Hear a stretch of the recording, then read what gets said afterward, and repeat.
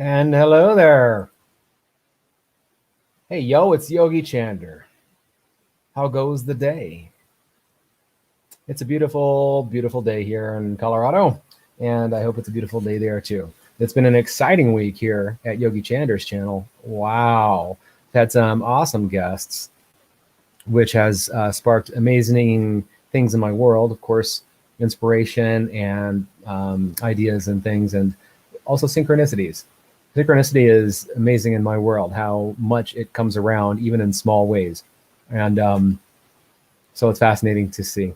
And along with those things, my wonderful guests brought with them quite an audience. And so I've had quite a number of views for me, for Yogi Chander's little channel. And I really appreciate it so much. And a bunch of new subscribers too. Like, I think maybe almost 100 more than last Sunday. So that's pretty impressive. I really am thrilled and honored and inspired to do some cool stuff for you guys. Thank you so much for tuning in. And this little thing that I'm doing right now has been sort of it was a spur of the moment decision to do several months ago. And it's been sort of an experiment. And it was originally intended as a panel show where some of my peers would come along and join me, and we'd just have a little discussion about something. The topic would be open. And that's been awesome when it's happened. But, you know, not everybody can always be here at showtime. And it's again very informal and stuff. So it's sometimes a panel show, and sometimes it's just Yogi Chander chatting away. Sometimes a bunch of amazing, talented people in the chat room, and sometimes just a few amazing, talented people, like last week, and it was just great. I really love it either way. So I apologize if anybody was hoping that I was going to go on right at 2. Mountain time, that is.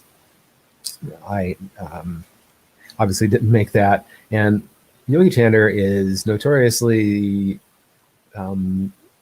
challenged with time and deadlines and the passage of time and things like that. And so there's that. And then also this week has been quite the Mercury retrograde around here. I don't know about you, but wow, all kinds of interesting things.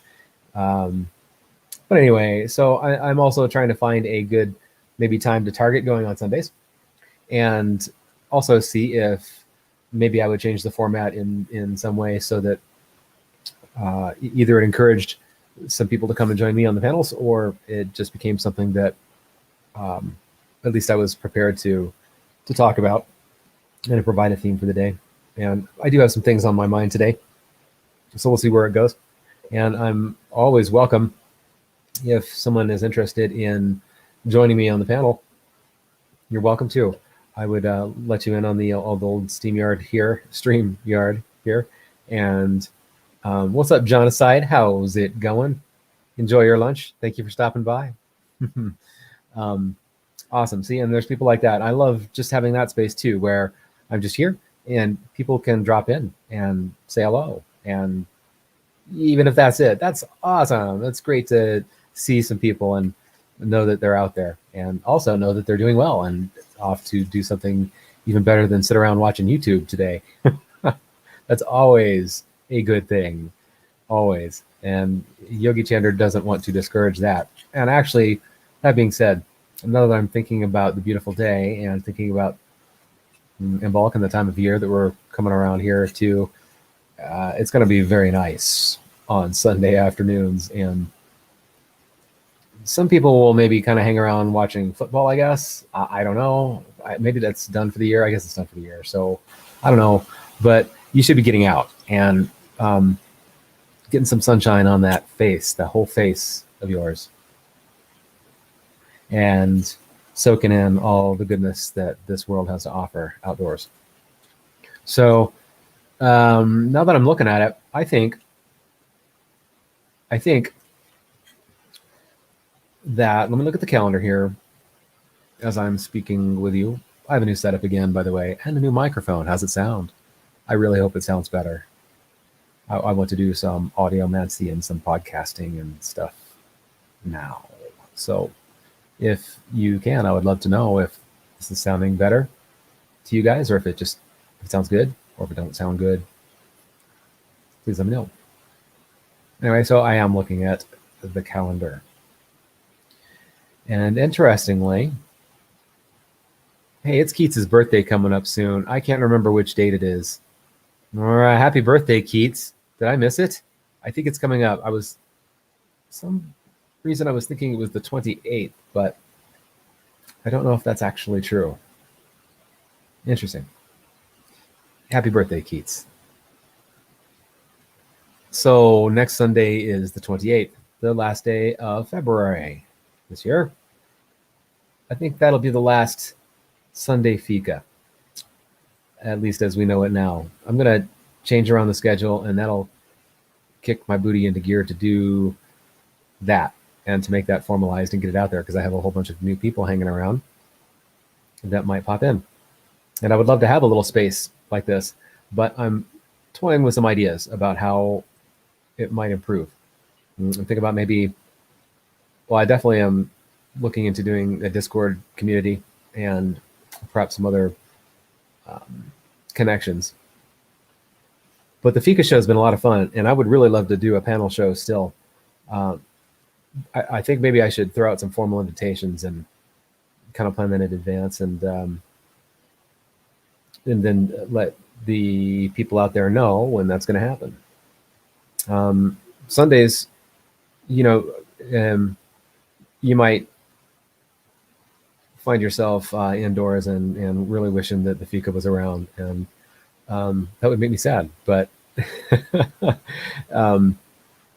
I'm hoping that won't be too big of a disappointment. I'm definitely enthused with hanging out and stuff, but like I said, it's just going to be beautiful, and I want to make this worth your time if you're going to hang out, and worth mine too, because I definitely like to get out and be active when I can. But most of all, I'm finding, honestly, my best times in life right now are when I'm doing this, and when I'm interacting with these awesome guests that I've had lately, and the audience out there too, the people in the chats. Wow. I thought to myself just the other day, right before a bunch of things went to shit, of course, but I had a really good moment where I just got done with my chat with Campbell from Autodidactic, and it was an all-nighter. And that morning, I had this awesome chat with Michael Wan. And so I just got done with the chat with Campbell, and it's like 4:30 in the morning here, and I just had a quiet little session on my own, cat hanging out, just completely quiet. And I thought, for the first time in my life, I really love what I'm doing. I mean, this is my primary activity right now. I wish that I was generating income, greater income on some level, and I'm working on ways that I can do that. But I'm also, I'm in a paradigm where I'm living within a budget, and it's tight and all that, but it does allow me the freedom for now at least, to schedule in things like this. And so I'm going to do it. I mean, this is what I want to spend my time doing most. And I have some issues that I struggle with, and I've talked about those a little bit, and I'm glad to talk about them more. But I do struggle with many a thing as far as just basic. I don't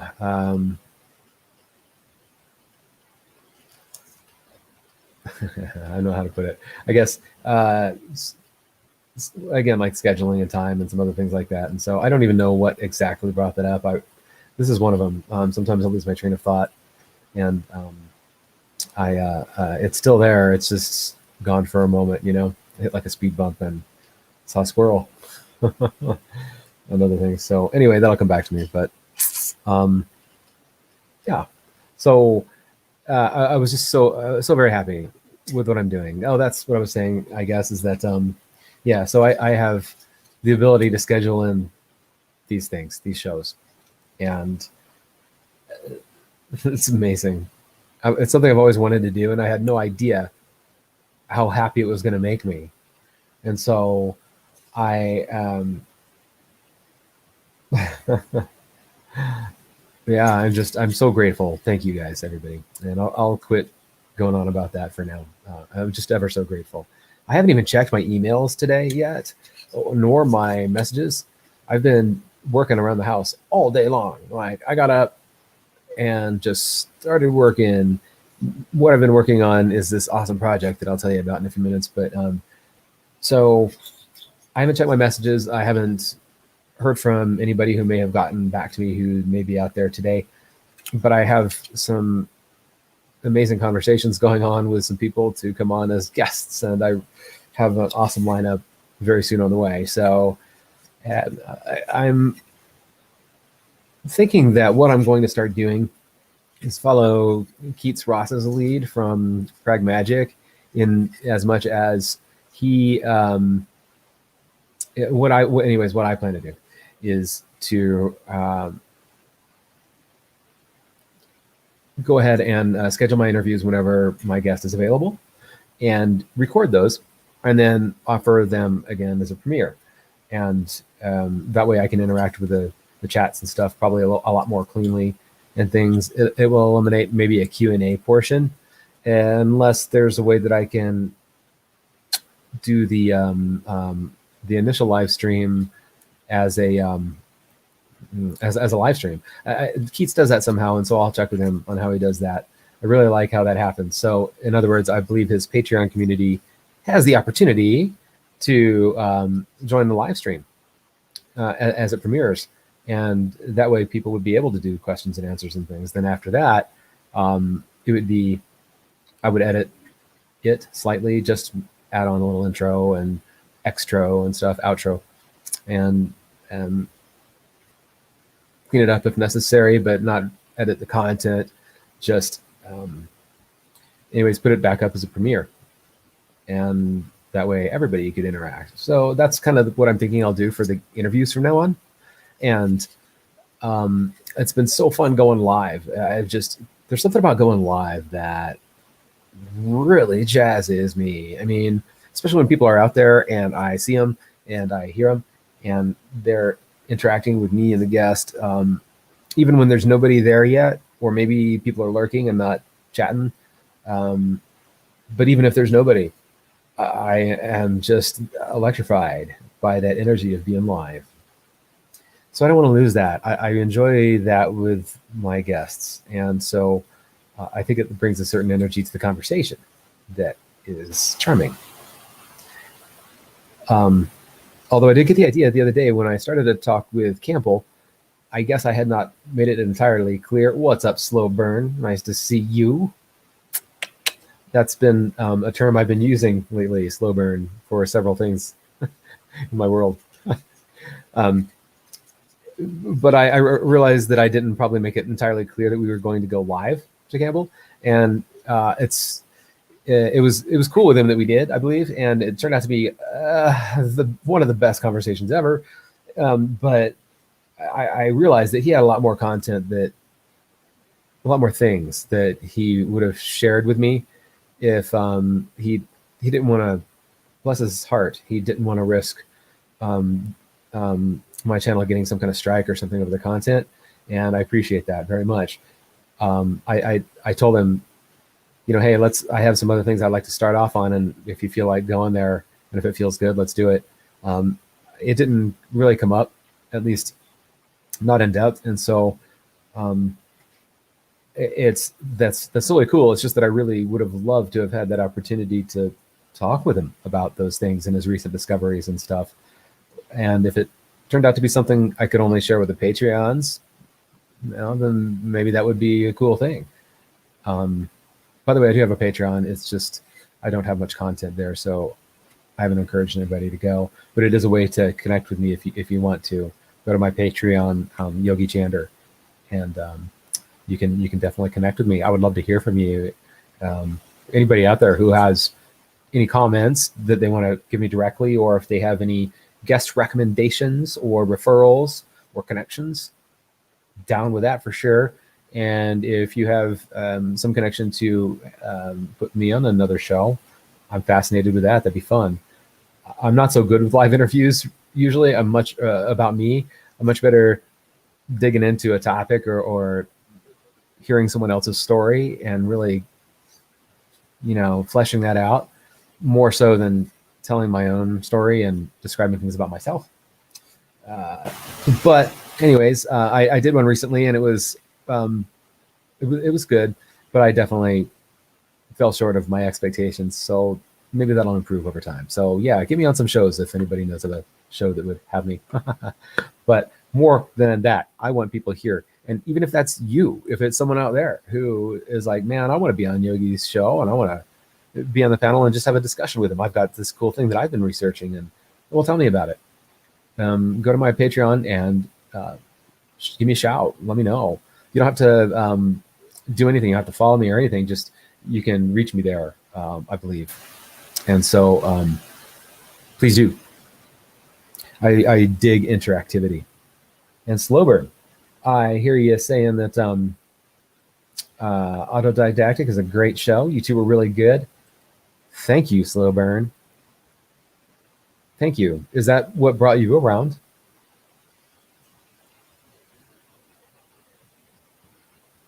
Hey, what's up? Something brought my cat around. What's up, kitty? Come on up, Shaka. What's up, buddy? Come on up. The kitty Shaka might jump up here in a sec. Yep, there he is. Is he going to be on camera? Sort of. Hey, kitty. It's a new setup, huh? Please don't drink my coffee or eat my coffee cake. I made a little keto coffee cake. Want some?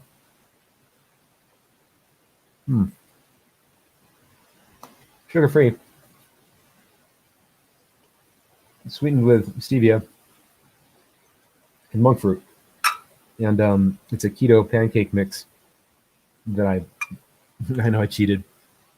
I just put in butter and some almond milk and cream cheese and almond butter and cinnamon stuff, jazzed up. Egg. So baked it like a cake. Yummy. Yum. Wish you could try it. Kitty wants some. Man, so many things. So Slowburn, thank you so much for and Mike, awesome. Dude. I was almost it's not like I was gonna say starstruck, but that's not quite it. I really feel I feel humbled by people who are doing the kind of work they're doing, the level of stuff that they're working with, and their success with content creation and stuff is amazing. I consider them peers. I consider them elevated peers or advanced peers in some level, peers nonetheless. And maybe that's, I think, I don't mean that in any sort of egotistical way. It's just that we're all doing what we're doing. And intellectually, I'm down with a lot of things that these people are saying, which is why I'm talking to them, right? Anyway, where am I freaking going with that? Oh yeah, So I was talking with Mike and also Campbell. It was surreal, is what it was. It's been surreal every single time, even from the first episode with Niche. Um, Hearing these people talk with me was so weird because I've heard them so many times talking to other people, and I've had things that I wanted to ask them and stuff, and they weren't there to interact, and it was just very surreal. And they, yes, Slow Burn says they are intense with a purpose. Yes, that's what I love about them. I am a mix. I have been way, way, way too intense in my time. Uh, hmm. um, I learned a lot about enjoying life and being in my groove and my power when I'm relaxed and jovial and things. And so there's nothing for me to prove or anything like that. So I'm cool just being me. And sometimes I'm a little goofy. Sometimes I'm a little uh, uh, laughy or smiley or um, esoteric too. I get kind of weird and woo and stuff. But that's okay. There's this balance that I would like to strike though, which is something that I find with people like Campbell, especially. Actually, Michael too. Michael's got such a dry wit. Um, Emily too. I love their edge and their intensity, and yet their levity and their accessibility. Yeah, yeah, accessibility. I've held the role of counselor, teacher, sensei, mentor, things like that many a time. And what I love best about those sorts of situations is being accessible, because there's so much awesomeness about someone who's taking a concept that you're working with and they're taking it further. Um, it's just one of the most beautiful things ever. And so I understand when people get to a certain level and they're way too busy for to be accessible, and they have to be a lot more selective in things with their time. Totally dig it. Um, I just hope that they haven't lost that sense of being in touch with the community out there that aren't just the regulars. I think that new people that come into my channel and want to say hi, it's like, well, what's up? Tell me a little bit about you. I'd love to hear it.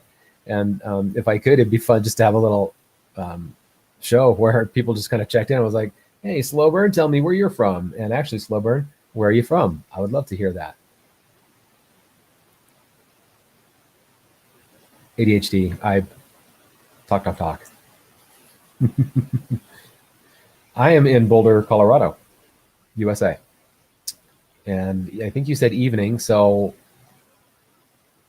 that could mean a lot of things where you could be at. Yeah, so dang, I didn't even get to dig nearly as deep with Michael nor with Campbell as I really wanted to, nor with any of my guests. It's funny. 2, 3 hours goes by. We've gone so far and explored so many things. And it just hasn't even scratched the surface of the things that I wanted to get into, and then let alone the things that have come up during the course of the conversation. And wow. Um, so I really hope to get the chance to get them both back on the show at some time. And they're always welcome. By the way, if you guys are out there hearing me, you're always welcome to reach out to me and just say, "Hey, yo, let's chat." Um, anyway, I have some fresh people coming up too. Some people that I'm sure that you'll love to hear what they're researching and what they are conceptualizing and things. And I have, again, many ideas about things I'd like to do. And so we'll see how things morph and stuff. But those guest interviews are just the best. It's what I always want to do. And I love the long form conversation. The other thing I need to consider is that they're giving an awful lot of themselves when they're talking with me, and they're doing that freely. And sure, it may be helping them on several levels, but really, it's benefiting me, and it's a really kind thing to do for a little guy like me who they don't even know. And so I was going somewhere with that too. Southern Illinois. Okay, thank you, Slow Burn. Southern Illinois. I have been there just a couple of times, and I've both of my wives actually had history there. Thank you, Slow Burn. I'm curious to know what sort of stuff you're into. Clearly, kind of like-minded things. I would love to explore some current event topics, and also I love people's stories, which I am jazzed to hear about Emily and Michael doing their work with stories. There's something there for really for all of us who are doing this sort of thing, but that's always something that I've resonated with and been very skillful at evoking is a person's story. You know, I've been lurking on YouTube for years too, and I only just started this channel in October on my birthday, my 50th birthday last October, and it was like 2012, I think, when I first started noticing podcasts, and people had been telling me for some time that I should use my voice professionally, and I had some cool ideas and stuff. Looking back on it, I probably could have done it. It would have been a journey, but there's been a lot of things that have happened since then too, in my own life and in the world. And so maybe it just wasn't the time for me to do that. Maybe I just kind of needed to experience things for 10 years or so, and then open up the conversation. That's valid. I'll accept that. But I've been lurking too. Some of the people that are really amazing are new to me, but have been here forever. I don't know how I didn't catch them. My whole journey into the realm of, I guess, truth. I don't like conspiracy. It's not conspiracy. I mean, maybe it is, but it's not, because it's like that's a derogatory term in many ways, even though it's, and there's a history behind that. You probably already know. Anybody out there who's watching this probably already knows that the term conspiracy theorist evolved from the Warren Commission's efforts in, or I believe the CIA's commission's efforts in dissuading alternative opinions to the conclusions by the Warren Commission on the JFK assassination. I would love to simplify what I just said. Anyway, so it's bullshit. It's a thing that people say just to dismiss something that they're not ready to talk about or ready to hear. And it throws a lot of people immediately into the land of kook or woof, freak or something. And woo is another word, which is why I use it for who, zoom, and woo. Because I think that's a fun word. And maybe I won't, stick with that forever, but I just don't like the fact that it's difficult to find a term that would describe things that people like us are doing that's accurate and that isn't a trigger and stuff. So I guess truther is probably the best thing I can imagine. If there is truth in it, isn't a conspiracy. If there is truth in it, it isn't a conspiracy theory anymore. Yes, I get you. Right, exactly. And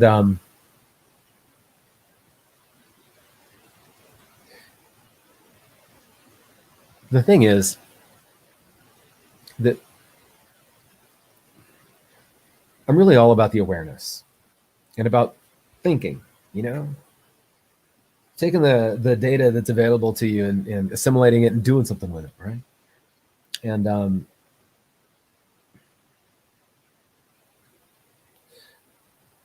the rabbit holes, I guess, of conspiracies can really, I mean, they can be a never ending, and they can be a distraction in and of themselves. And some things, whether they're deliberate disinformation or not, whether the person presenting the information is sincere or not, it can still either be something that's a tool for prying open the door of awareness and maintaining that awareness, or it can be something that is another distraction and just takes you down a road of entertainment.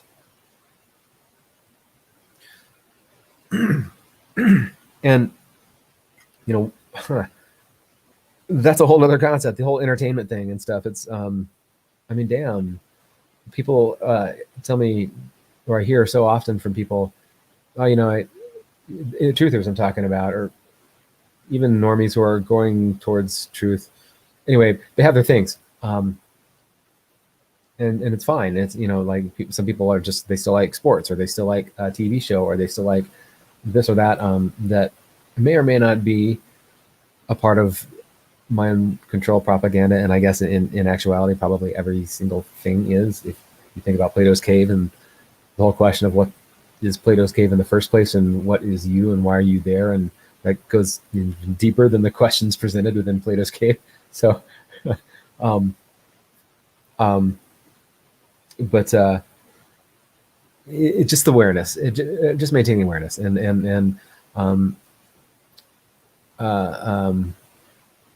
it's fine to, well, it's fine to do whatever the heck you want to, I guess. I mean, in my opinion, I'm looking at things and going, I don't indulge in much anymore. I used to be quite the pop culture geek and the alternative culture geek, especially, and stuff, and would listen to a lot of music and watch a lot of shows and movies and read books and things, and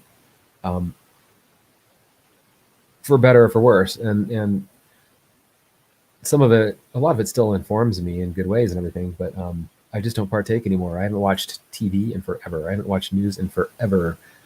I haven't watched a movie in forever. This is like, I mean, earlier than 2012 was the last movie I saw. So,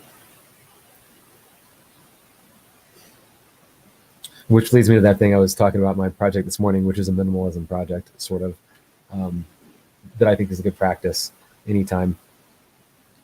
But I was just noticing that I have a bunch of shit in my life now, like a bunch of stuff, like things, and it wasn't long ago that I had nothing, and I don't know where all this stuff came from. So I need to identify it and see if it has a purpose or not in my life.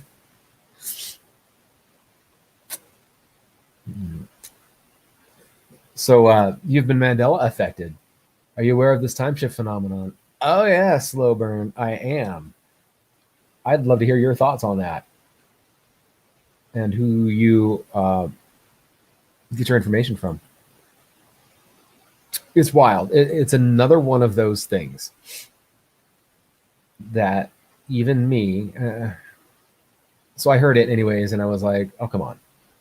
That's a little bit far. I mean, that's the thing, is that I can go just as far as it does go. And, again, I like the woo and all that stuff, but I'm cautious about being swept away with it. I'm cautious about losing credibility within my own self. I don't want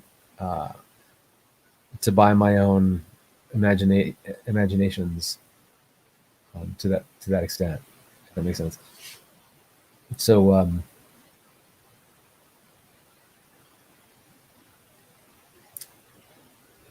yeah, the Mandela effect is one of those things where I was skeptical at first, but open to hearing, open enough to hearing, and then eventually something came around. I'm not sure exactly what it was first, but something came around that made me go, oh, wait, oh no, I know what it was. It was Dolly's braces in Moonraker, or her lack of braces in Moonraker, James Bond movie. There's, for so many reasons, that still is like, what? What? And so, yeah, that made me go, okay, what's up with this thing? Everybody's got something.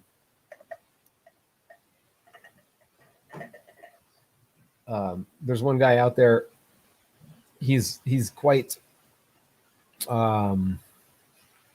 he's exuberant and he's vocal and stuff. And his name is Brian Staveley, and he has a lot of really interesting work to look into for sure on a whole number of things within the truth topic. And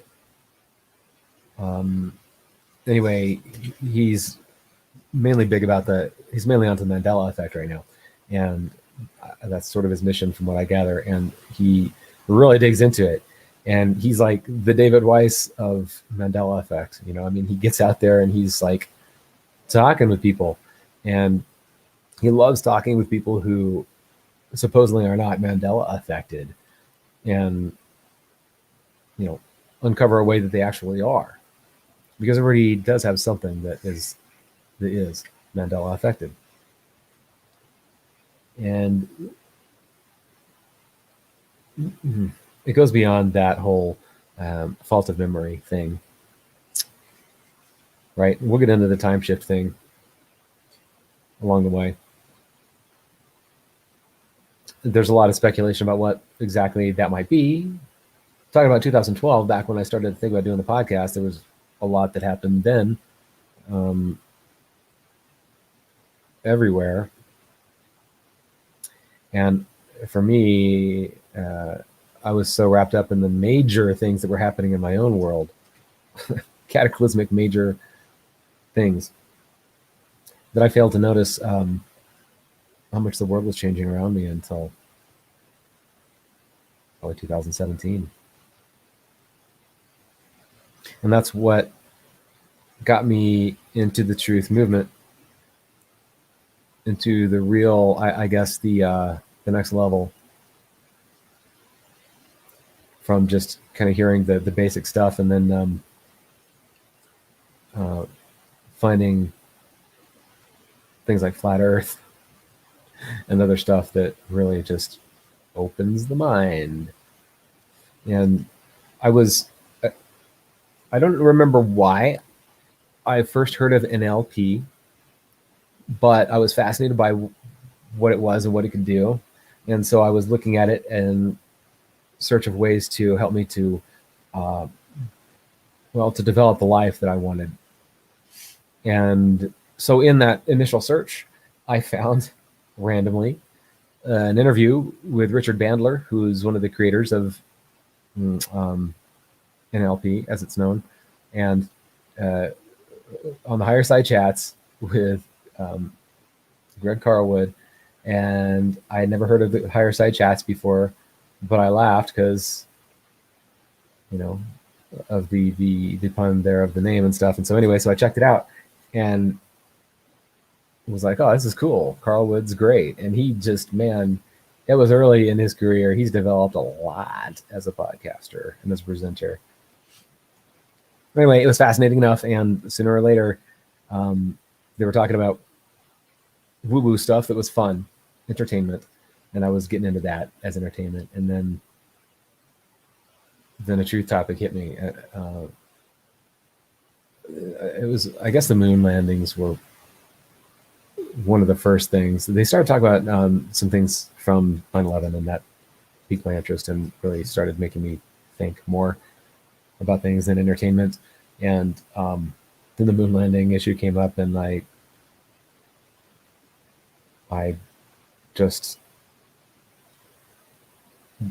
even have a chance to object before the podcast that I was listening to had already convinced me that was worth looking into. The flat Earth thing was something I just like the Mandela effect at first. I was like, no, come on. I looked into it. So, Black Sheep Researcher, thank you.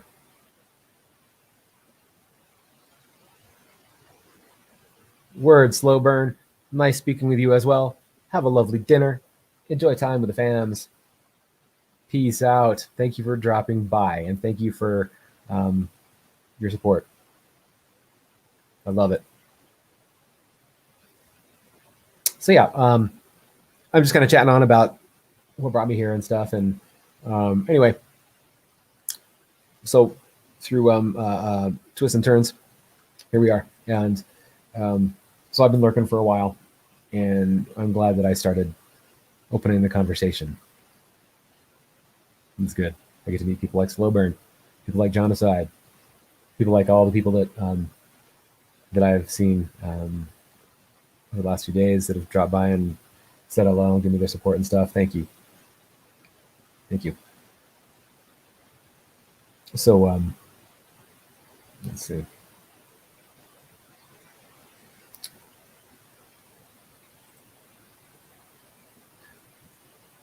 Some things coming up in the month of March. Yeah, it's the month of March already. What? There are several tentative guests planned, so I don't want to spoil the surprise, I guess, until they're firmly booked. But we have some really awesome guests that are just penciling them in and juggling schedules and stuff and doing the communication back and forthy thingy. And so hopefully we'll get some of those solidified soon, and I can give you a schedule of what you can expect. And some amazing topics out there. But like I said, I'm definitely interested if you have some people that you would like to hear or see on the show, or if you yourself are interested in having a chat with me, let me know. Reach out, and we'll see how that goes. Again, this is the next to last Fika. Indefinitely, not sure when I'll pick it back up again. It may be intermittent. It may come right back. It may take a different form or whatever. But I was saying at the top of the show, just noticing that it's the end of the month, and next Sunday happens to be the very end of the month, the 28th. And so knowing that things are going to, some Sundays are going to be really nice, and you just don't want to be inside watching YouTube. You really ought to be out. Of course, that's different. Some people, this is a different time of day for you guys. I know, like my people in UK, I guess that's probably not so much of an issue. But anyway, I think it's a good thing. I need to sharpen up the focus of Sundays. I've been saying this for a while, but I just need to sharpen it up so that it's worth your time for dropping by. I mean, Yogi Chander loves having a little tea hut where you can just drop in and have some tea or coffee, as it were, and have a chat, hang out. That's awesome. Or just hang out. But I want it to be worth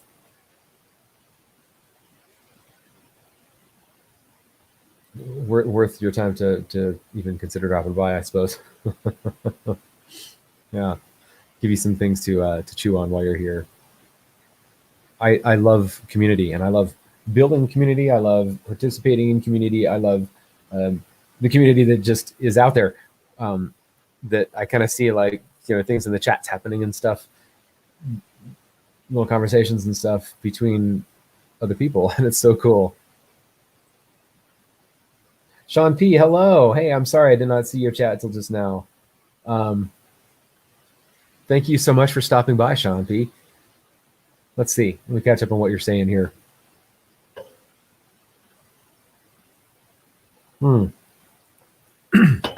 What's your thoughts on more land than we were told? Wow, that's a good question.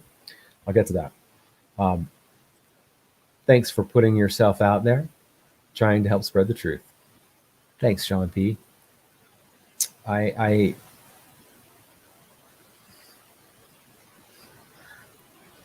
don't really have a plan. I haven't marketed myself. I haven't created a lot of content that is of enormous value yet, but I've had some amazing conversations, and that's where I needed to start. And so hopefully things will get even better from here. Things are changing, and it is so clear to those with open eyes, right?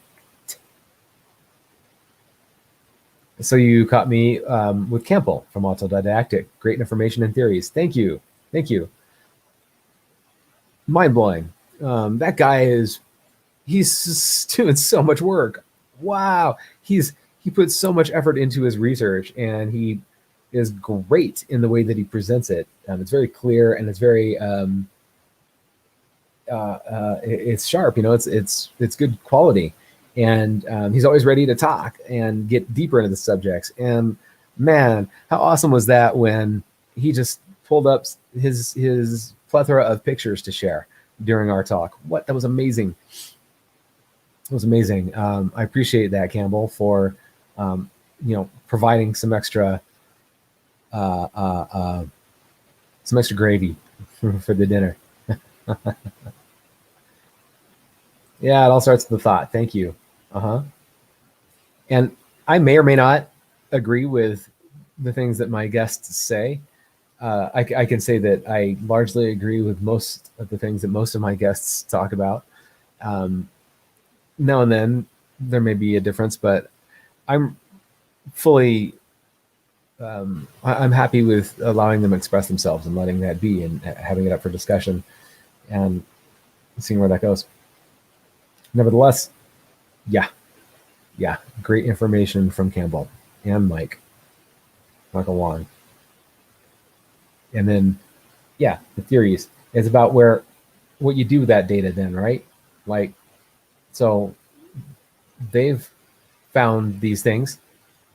They've come to some conclusions within themselves, and also they're like, well, I'm going to present this and let other people come to conclusions, and then we'll talk about things.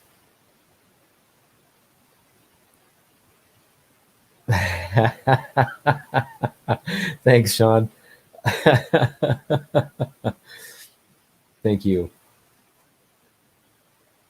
Yeah, I either am absolutely completely into something, or I just don't care.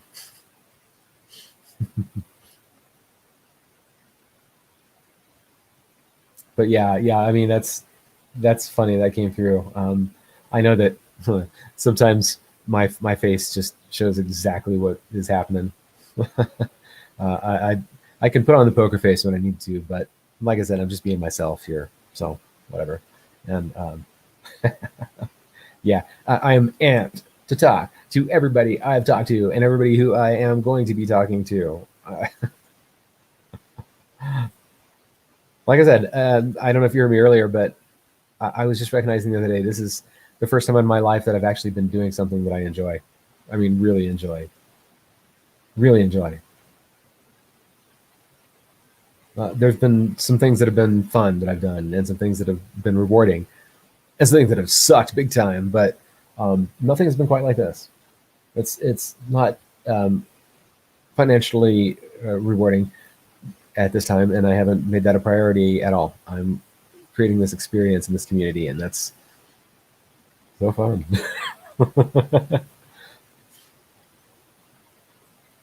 It's kind of an interesting time that a lot of people are maybe I guess what I'm saying is I might have a access to a larger audience than I would have before 2020 for many reasons.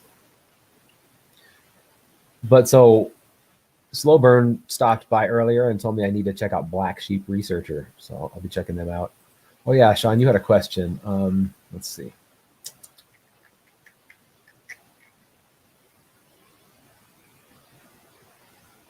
Yeah, thanks for putting yourself out there again. You said that. Thank you. I have to. I do have some concerns about. I don't want to get canceled. I don't have any negative things happen for any reason, but like this light that's shining on me right now from the window, this bright light of sunshine. It's like the truth. It's right there.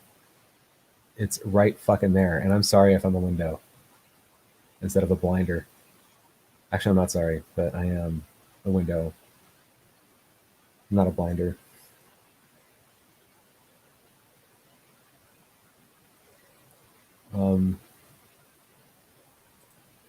Thoughts on more land than what we were told.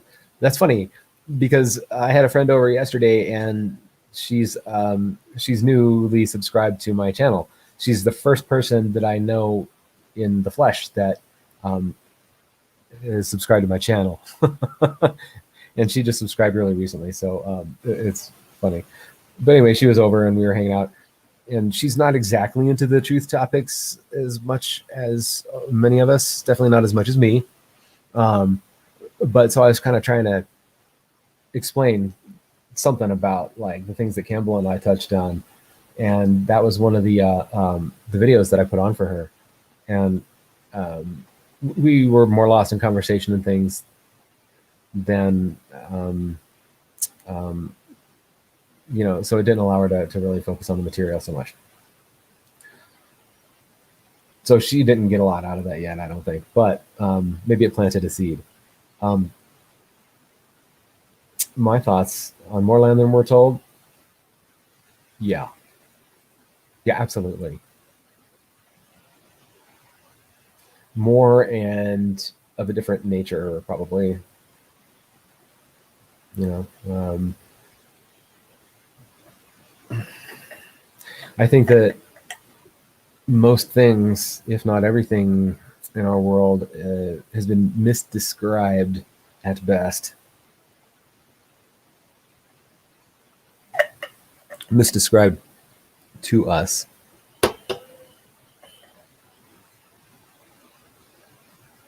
there's a lot of reasons for that. It's probably nothing new to anybody out there to know that we bought those things. They were implanted into us or offered to us in such a way where we really didn't know we could say no, or didn't know there was a question. We just were vulnerable, and these are the things that these are the things that developed us.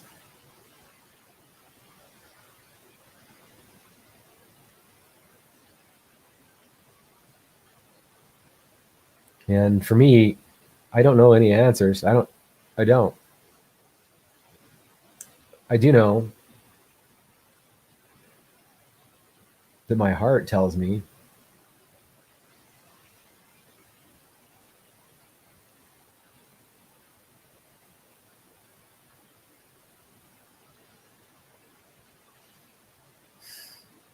there's a lot more to this place, to this consciousness, reality, existence, whatever. Um, and that's so trite, but it's true. There's so much more, and there is a way to. I don't know if there's a way to really understand exactly all the nature of things and have all the answers and stuff. I don't know, but there's something about awareness and what happens when you start to become aware of things and really open your eyes and think about things. And there's a lot of metaphorical land right here, right in front of our eyes, than what we were told. A lot more. And we just can't see it because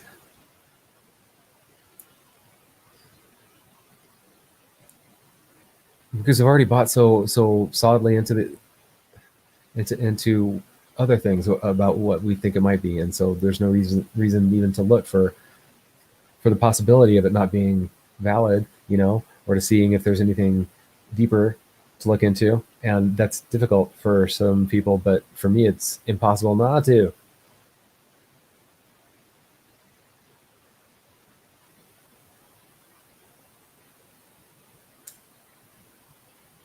And so yeah, I think there's definitely more land out there than what we've been told, and that could take a number of forms. I believe I'm most resonant with the idea of, again, David Weiss describes this far better than I will here. but basically like our world being like a basin, like a large basin, or our world as we know it, and that the center is basically north, right? And then so if you think of it kind of going outward from there, so everything away from north is south, yeah. And so once you get to the southern border, I don't know if you're digging exactly what I'm saying because I don't have a map in front of me. I should. Hey, but it's off the cuff. So anything to the south of north, anything away from north is south, and then at any at any time that you reach south, um, there's going to be a border. I mean, I'm sorry. There's going to be a border at the end of the southern range, and that border is like, this is not going to sound right, but like the ice wall, I suppose. And then there's other land beyond that. That's what I believe is probably true, and it is a belief. I don't know, and none of us do. So we're all believing something. I'm curious to what you believe, or what you've been told, or what you're speculating about, and things. So yeah, land beyond, and so different people have different models of that and stuff. But the idea that that's the origin of the extraterrestrials is very logical to me. Of extra land, coming from the land that's outside the territory we know. Well, got some comments there. Sorry, I got lost in my own talk. There you go. I usually have a conversation, Sean. I kind of got lost in a monologue. I'm sorry. um,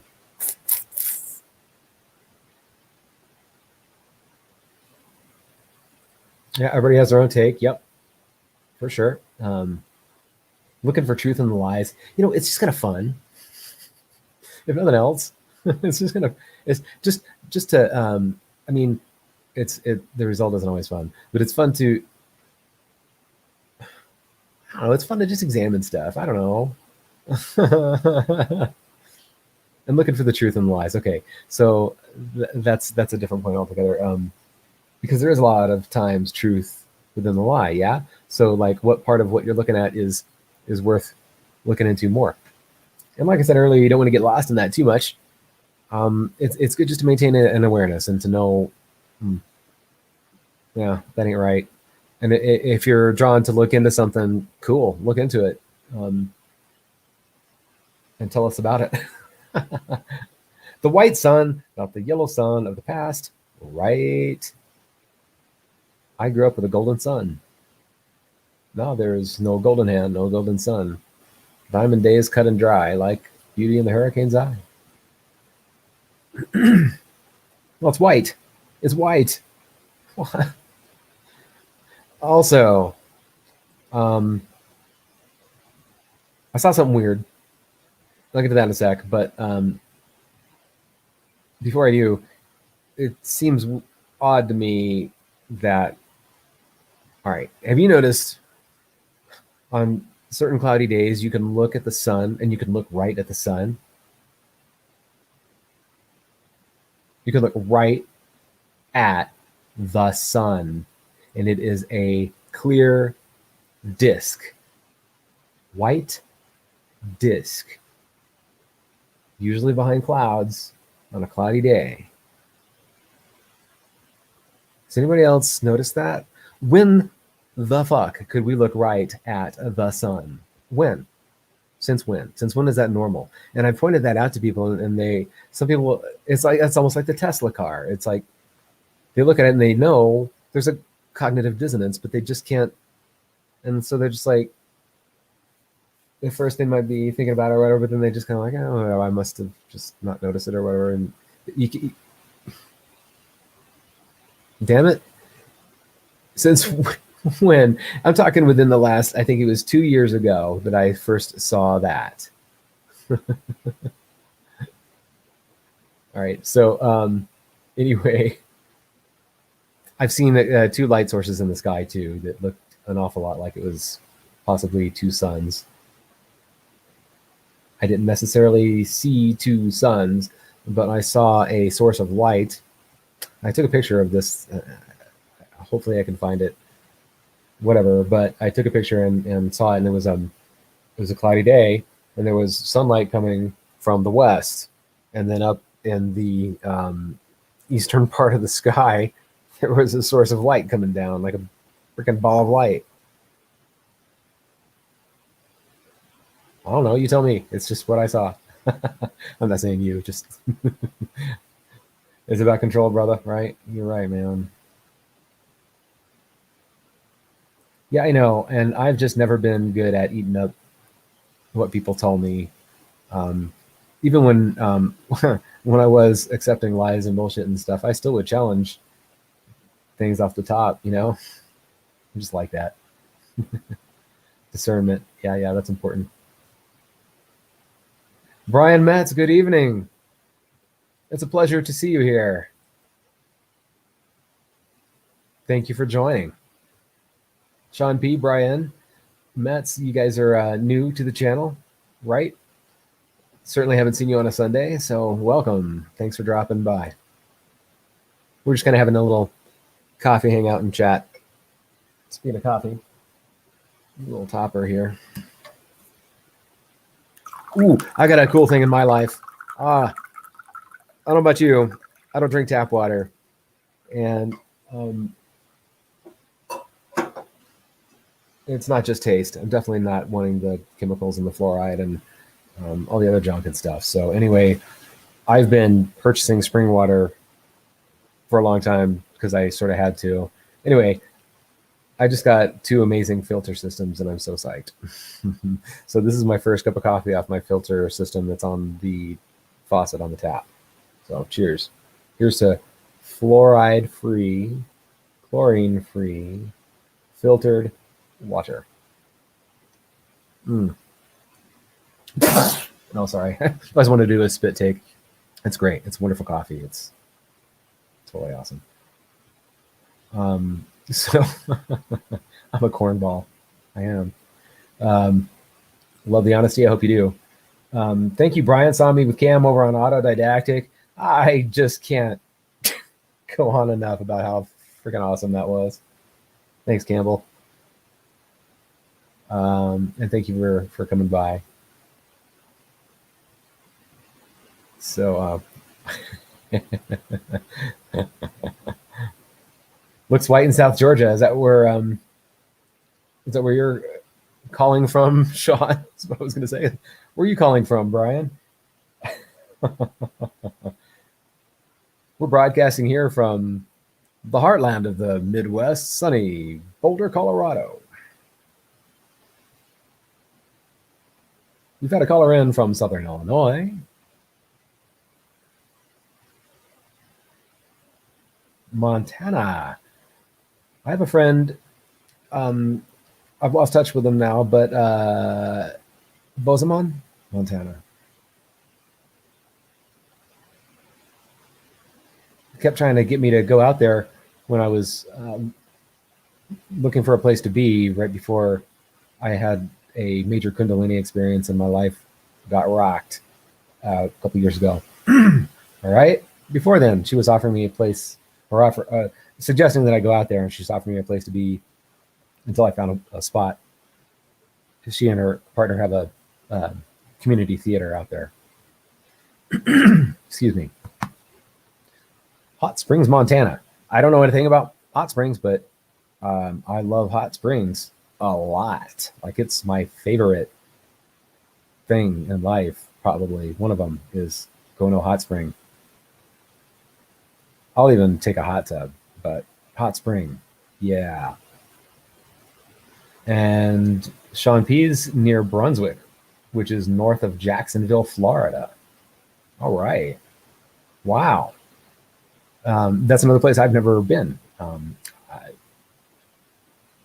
I've been to Florida in a few places, but I can't tell you where. I was a kid. I've met quite a few people from Florida. They have lots of things to say about it. Lots of cool culture and things that I didn't even realize. But in the land of woo, Sean, do you know of the Coral Castle out there in Florida?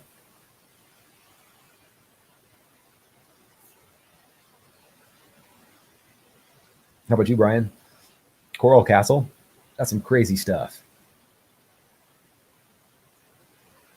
That seems like something that Campbell would dive into. I wonder if he knows about it. Oh, nice, Brian. You live in the dream. Yes. Yes. Now, I love my hot water. I've done the Wim Hof course, and practice I practice cold water therapy, and I do it my own way. And I don't love it, but I do love it. I love what it does, but I don't always like being cold and stuff. But I've thought from time to time it'd be cool to either live in a hot springs area or somewhere like, I don't know, some Scandinavian place where I could just get up in the morning and jump in the lake. Hello, John Smiley from South Louisiana, half hour from New Orleans, from Nolans. That is yet another place Yogi Chander has never been. Magical place, I hear. Like, some of the very coolest people in my life have told me that New Orleans is a really cool place that I needed to go. You've been to Star Fort in Florida? Really, Sean?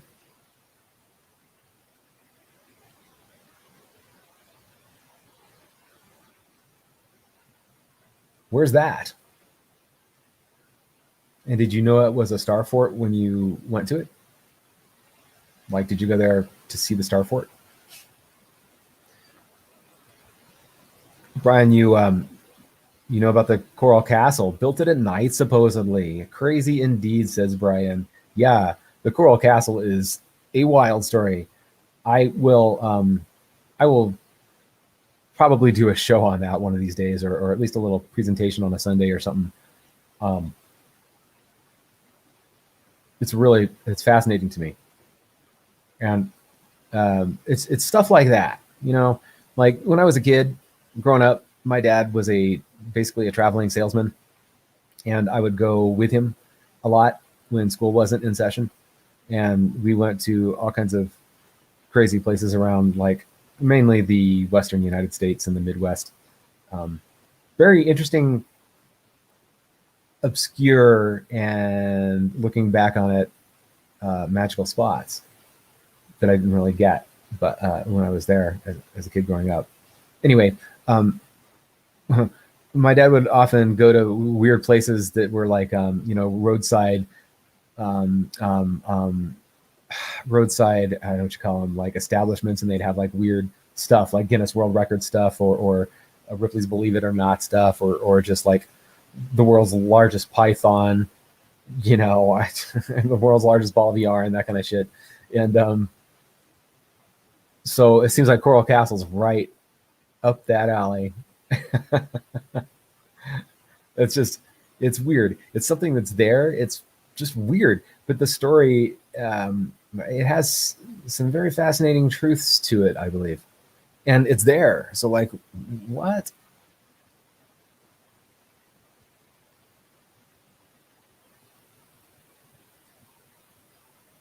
St. Augustine, founded a year ago. Okay, cool. Wow. Star forts are wild stuff, too.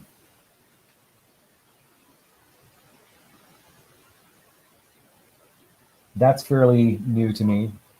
Definitely Campbell and I think John Levi, his videos. I don't think Flat Earth British has done Star Fort stuff, has he? Probably has, but I know it's not his main focus. I think about that trio when I think about subject matter involving stuff like world fairs and Tartaria and history and stuff like that. Alternative history. World fairs, by the way, big for me. That's my favorite fascination lately, and that is just something that never ends.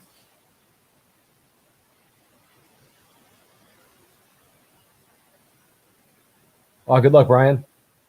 See you in a moment. Oh, you're back. Hi. John Smiley, check out Poverty Point in North Louisiana. It's an Indian metropolis older than pyramids, according to the mainstream. Really?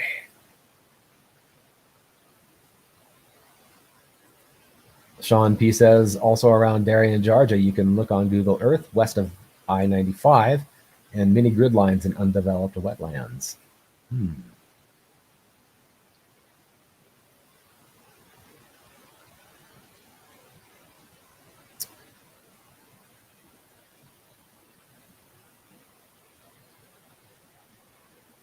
Something I'm not good at is on the fly looking up like maps and photos and stuff and like adding them to the conversation.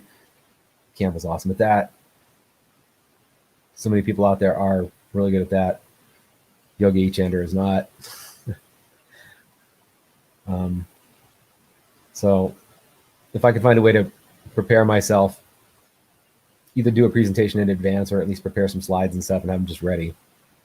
It's not that hard to do, but if I can get that done, I'd like to, I'd have a lot of cool things to show y'all. That's fair, Brian. Cool.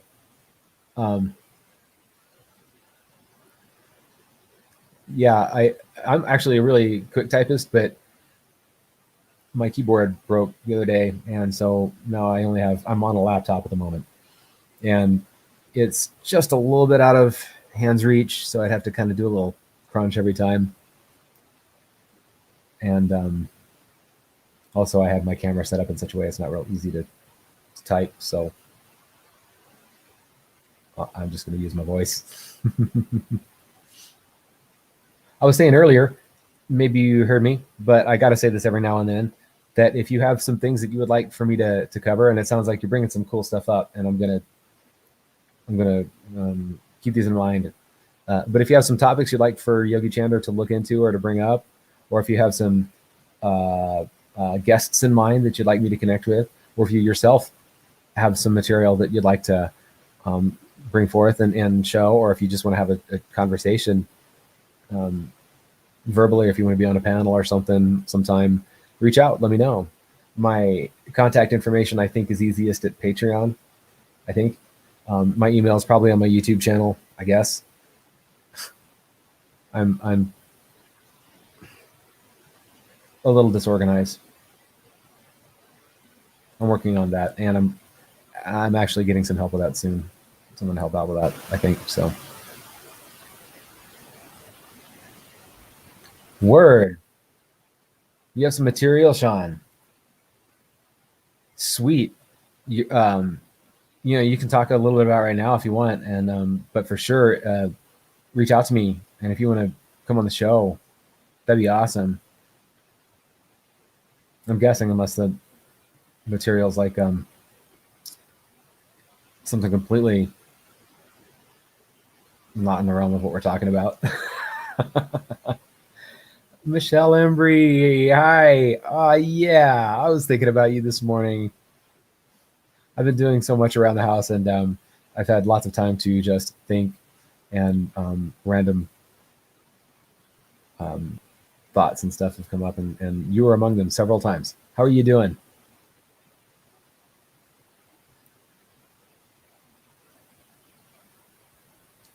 Michelle Embry was, I think, my third guest on the show. She's a freaking awesome person. You need to go subscribe to Michelle Embry right now. She does some amazing work.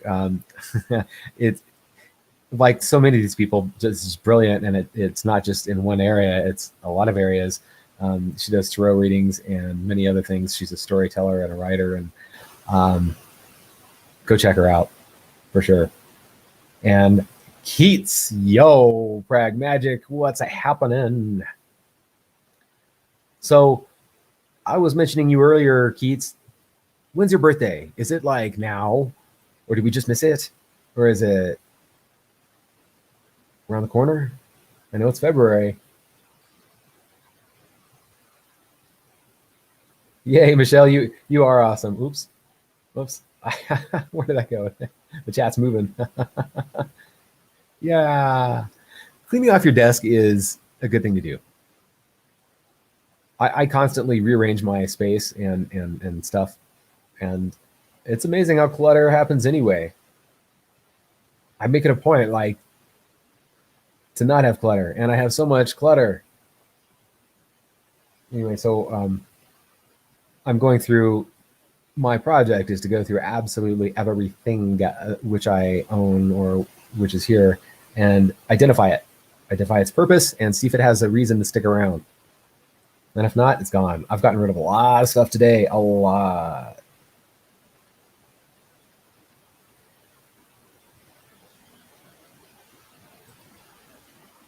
So Sean says that he has some pictures from North Korea of the spaceship-looking building that he's never seen covered. Ooh. Also some documents that show how the control system works as far as elites. Huh. Wow. This is amazing. See, this is the kind of thing, like how I never would have known to connect with you, Sean, unless this paradigm was in place. This paradigm is in place, and it enabled us to connect. That's awesome. Yeah, for sure. Love to have a chat with you.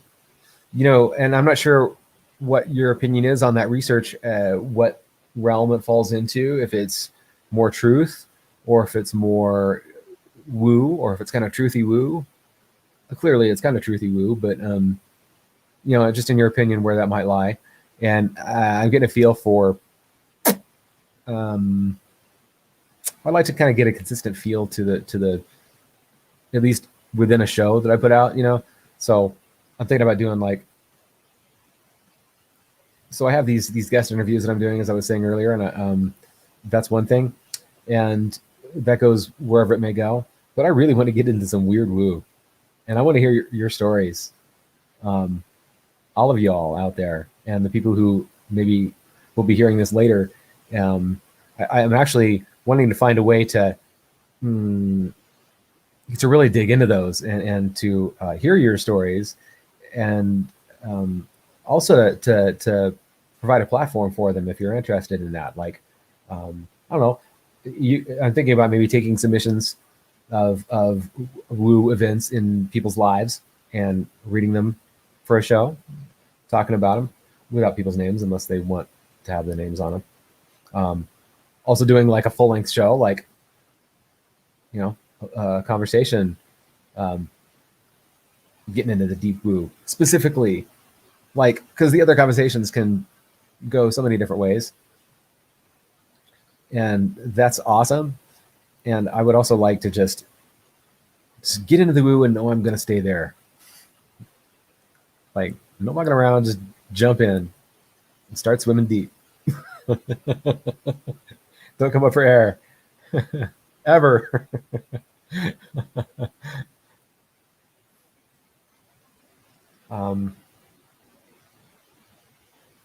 And I also want to highlight my peers out there and the stuff they're doing.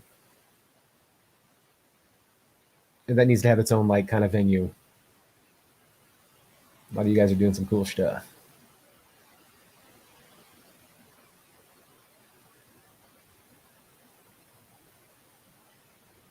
Tuesday the 23rd is Keats's birthday from Prague Magic. Putting that on my calendar right now. This is one of those moments where the show's just got to stop for a second until I don't want to forget. And I am bound to do so. The 23rd, all day. Keats. Birthday. Sweet. Happy birthday, Keats. You doing anything fun?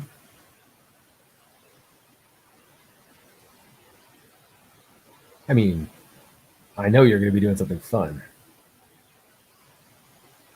Or at least quite fascinating. Keats is saying that he just got back from a mental health trip in nature. Good to see you guys. Thank you. I'm real glad that you got out. I've been saying this whole time today how important it is to get out. And uh, I was also saying that next week is the last Fika that I wanted to do at that time slot in the form that it's in. That's the last day of February, and I feel like that's kind of a good time to kick my own ass into shifting gears a bit and to making it maybe just more of a I don't know. I don't want people to miss the awesome weather as the biggest thing, honestly, and I also don't want to miss out on some good weather because that's so important to all of us right now. But I don't want to back off from anything, and I love creating this community space. Love it. I love that I've been on for a little while now, and just people are starting to draw by us and faces that I love and recognize, and you know, people just kind of pop in and out, and I love it. So I don't want that to end, but it's got to change a little bit. But I'll let everybody know, of course, out there. Anyhow, my long way of saying, get out in nature and get some mental health, appreciation, self-love. Of course, Bragg is Aquarius. I get it. Michelle, so you're a 23rd day in a different month. Oh, I don't remember what month. Dang it. Maybe you say so later down the chat.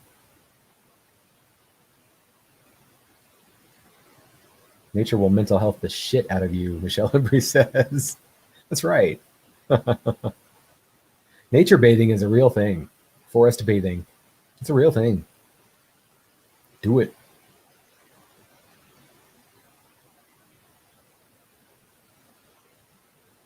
I think it's Brian out there, I think, is in Hot Springs, Montana. That'd be an awesome way to just get mental health every day.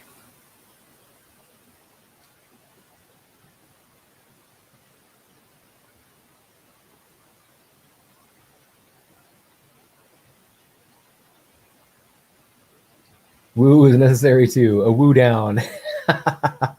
A woo wow.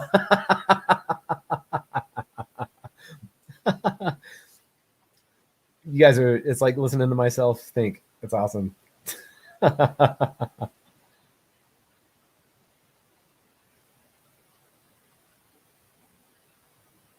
Birthday blues are real?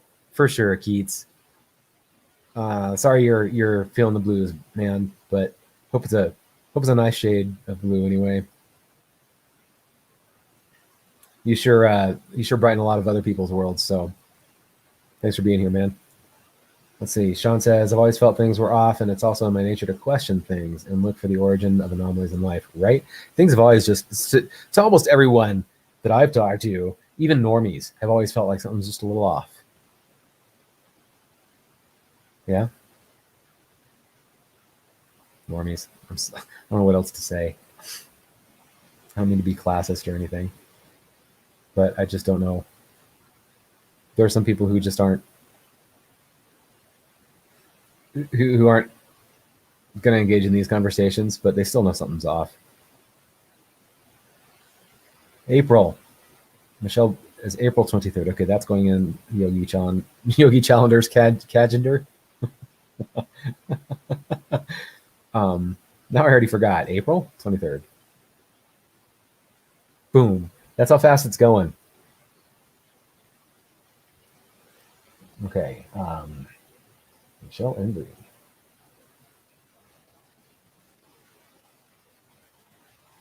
Okay. Thanks, Michelle. Cool. Yeah. Sometimes it's a matter of just a memory lapse, or maybe just like a traffic jam of thoughts or something that made me forget things. But sometimes it's a matter of just going so dang fast. It's like, wow, so much has happened since I said that 2 seconds ago. I have no idea.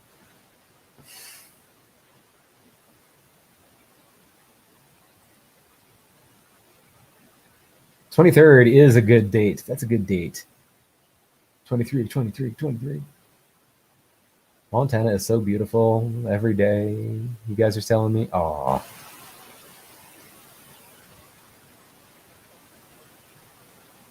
Chilly lately, huh? So Brian, do you know what I'm talking about with Wim Hof? Do you do any cold water therapy? Anybody else? Yeah, Keith. And for those of us who um, have a little more insight, I guess, or I don't know, or that whatever it is that that makes us hear and see certain things, and that have a need to share that somehow. Um, I just think that's a really valuable thing, and it's amazing how many people are trying to do that in their own way these days.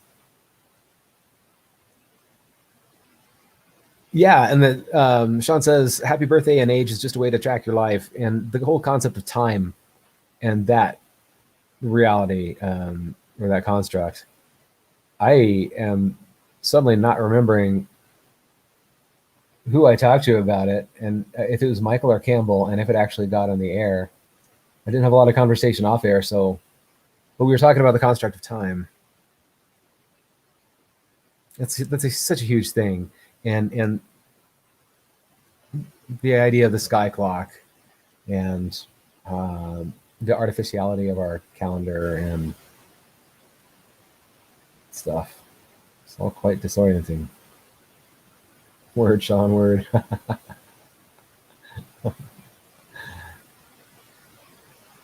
Yes, Michelle's brewing some chai from Tao of D.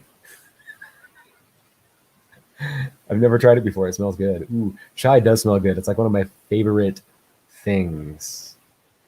Oh, I love chai. All those spices are just right. I use cinnamon and ginger and, well, at least those things and many a things.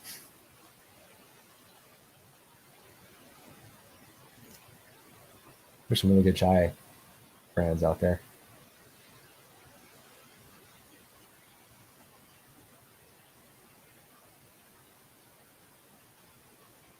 Wool gathering. What do you mean wool gathering, Brian? I like the idea of a woo gathering. Or is that what you meant? Woo gathering? We're having a woo gathering. Yes, and time is shifting or different now. Yeah, Sean, thanks for bringing that up again. That is a concept. I mean, the concept of time has been something in my life for, I mean, all our lives, right? But to me, especially like in the stories I've been interested in and the esoteric insights maybe that I've been um, um, given or whatever, and just a lot of things, just time has been central. And the non-linearity of time and the possible bending and traveling of time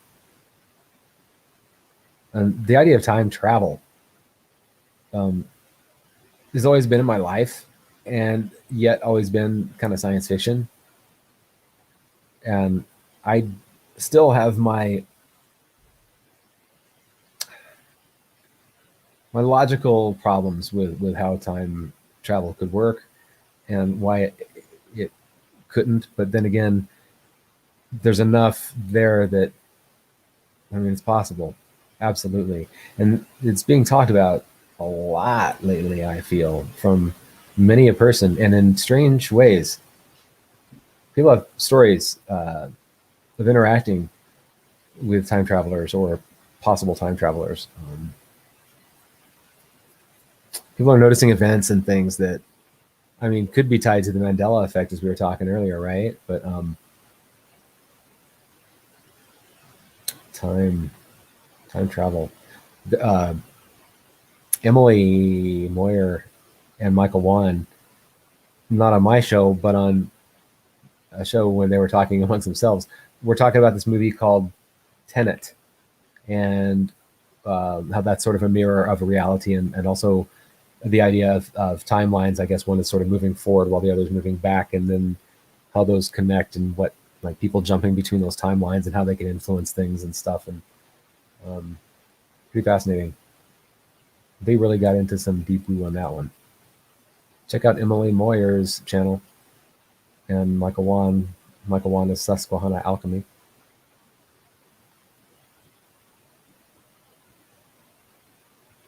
I'm sure you all know about Prag Magic here in the chats. If you don't, Keats is the man over at Prag Magic, and you definitely, if you like my stuff, you'll love his stuff. He talks to some amazing people. He's been on my show once. I was blessed.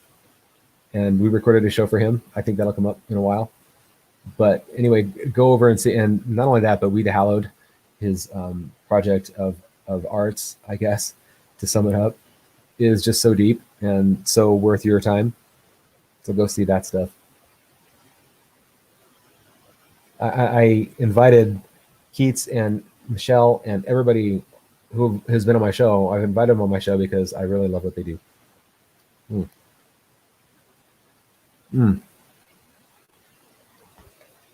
Keto coffee cake.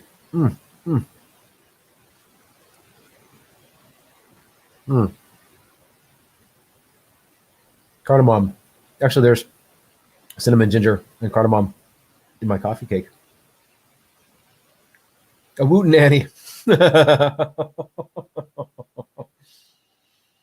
You know, Michelle,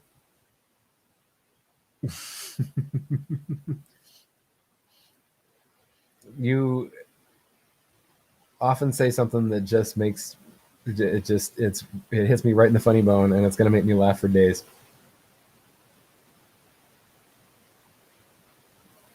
I'm on the verge of tears thinking about what you made me laugh about before. And I don't remember what it was now. It was like an app. It was an app. What was the app? What was this? We have fun here. It shifts and it could be tangible. The word time is just a construct of an idea we have been programmed with. Actual time could be totally different. Oh, heck yeah, Sean. I mean, wibbly wobbly, timey wimey stuff, right? True. It can't be linear.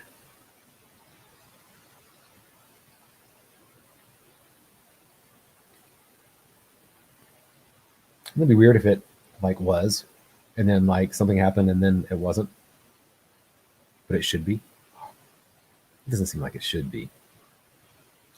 I'm just kind of positing. I'm just kind of talking off the cuff, but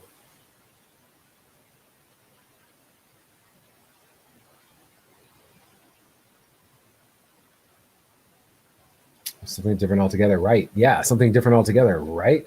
Yeah. Like, what is time? I mean, sure, on one hand, it's measuring. It's a measurement of experience, I guess, so that we can collectively organize some consistency that we could call consciousness. I don't know, but do we even need that? I mean, how would we assimilate our experience of reality if it wasn't for time? It's hard to conceive of, right? But maybe you've thought of it. Again, I'm just talking right now, but it's an interesting idea.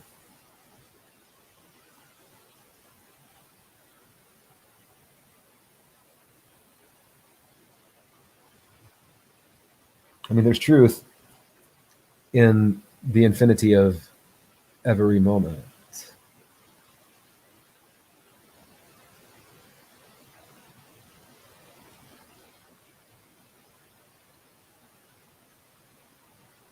And there's truth in the possibility of time travel within that experience. There is. I haven't experienced it in a way that can shift the body, mind, soul, consciousness, all that stuff all at one time. Body stays here in my experience of it. The time travel is possible, but an entire existence like that, like, what does that even what does it even mean? It's almost ridiculous even to think about, but it's ridiculous that it even is. reality, what a concept, Robin Williams. Memories as a collective with highlighted triggers. Yeah, there you go. Exactly. Another concept which is fascinating to me that I like to bring up now and then is the idea of, I mean, like your memories of dreams. My memories of dreams are so real. It's like, not only are my dreams quite vivid, probably more real than real, but my memories of dreams are sometimes they're, sometimes it comes in the form of like a deja vu, or maybe it unfolds in bits and pieces or something. I don't usually like, boom, there's this story of what I dreamed, but it's like a memory. And like when I think about an event within a dream, it's very clear as if it were a memory of something in my physical reality consciousness thing. It's I I can't tell you the difference except that I know that one is that and one is not, or at least I classify it as such, and somehow I think I know. You know what I mean? So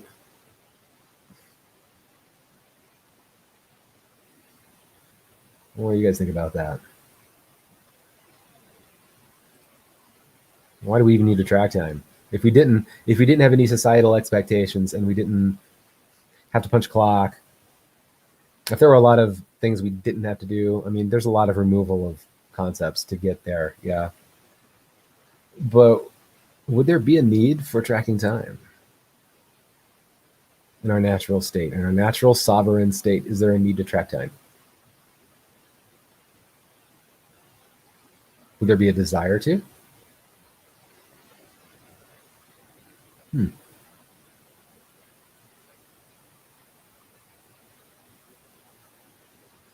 Hmm. I mean, on one level, it gives sort of a commonality for discussion, right? So you can kind of discuss your concepts of your experiences and things, and in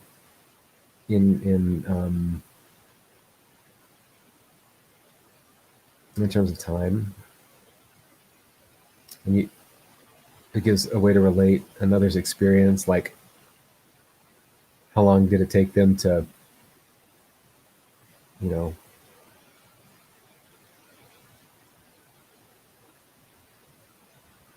to do something, anything. How long did it take them to build that house? And it gives you a concept of what their experience was, and that somehow, isn't that a funny thing? This is also basic, really, but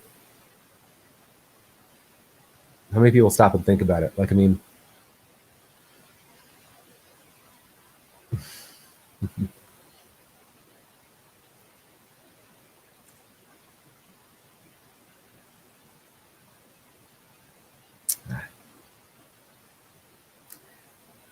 the idea of a memory of a dream, though, and dream and reality. We know somehow that one is one and one is not. I know that this memory over here is from a dream. This memory over here is from my waking life. I know that this dream or this memory over here is from a psychedelic or a shamanic journey that I've taken, as distinct from all those other things,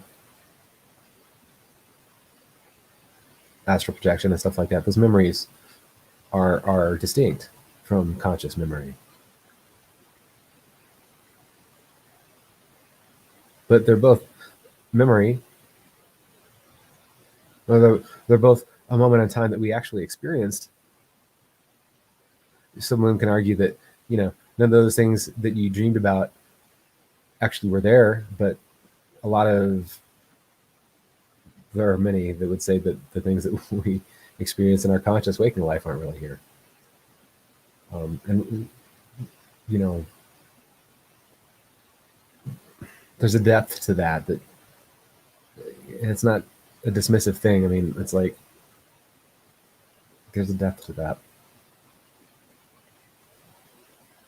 and it brings to question the idea of mind, and not only the concept of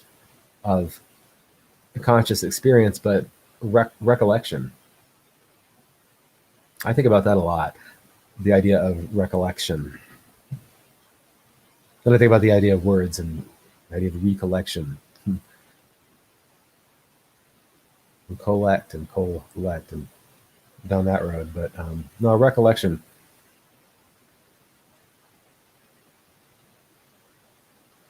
It's a fascinating thing because that is a linear. I mean, there's precognition, yeah.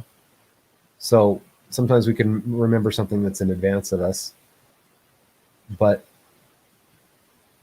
even then, that's a linear concept.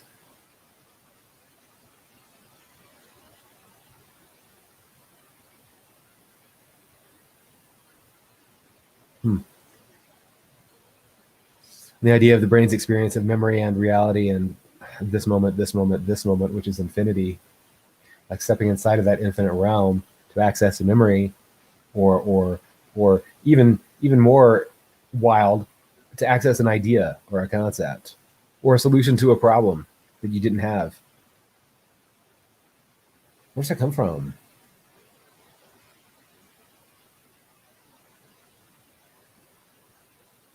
Time changes from being a child to an adult, Sean says, right?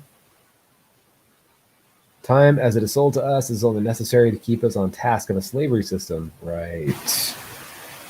The soap village that Campbell was talking about. Oh, that's right. That's where we were talking about the concept of time. That's right. The TV programs us to have expectations that are not natural. Oh, yeah. I definitely grew up on TV. Loved football when I was a kid. Be 14 years old. And my family certainly was, they were not truthers.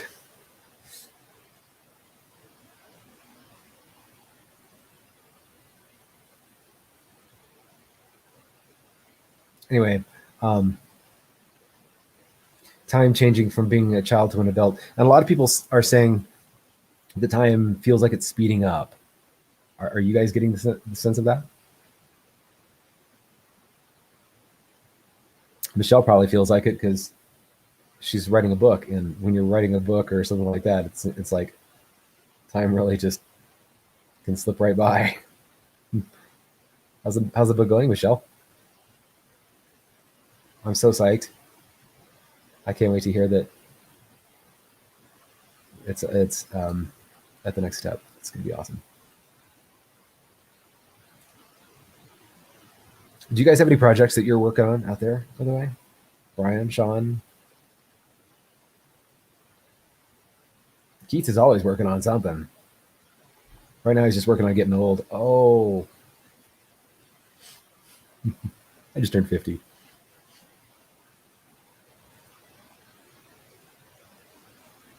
You're so close. Awesome, Michelle. Keep an eye on Michelle. So, Sean, when you say time changes from being a child to an adult, I mean, yeah, I get it, but like, what do you mean? What do you mean by that? Like, talking like the rate of the passage of time, or like the experience of the recollection of memories, or what? I That's interesting. I was on Nox Mente a few weeks ago with Nish and Jerry Cthulhu, and I was that was so cool to be on that show. Um, but it wasn't my best interview. I definitely didn't have any really great stories gathered or ready. But I'm not going to kick myself. What I'm getting at is what was interesting to me is that it was a show about dreams, and we were talking about dreams, but I also wound up talking a lot about some childhood memories and some things, and it's because the conversation opened up that way, and well, I can kind of get lost on tangents and not come back, but anyway, I brought up a lot of childhood memories and stuff, and when I have thought about it's very quantum because I'm thinking about myself during that interview talking about those things. and I remember, and so that's a memory. And then in that moment, I'm drawing on memories, and I'm drawing upon memories of dreams, and I'm drawing on like some memories that are either filled with high trauma, so could be clouded, some that might have screen memories in place, and others that are just so long ago that I might be incorrect in some of the details. And so that process of recollecting, we're recalling those memories, and then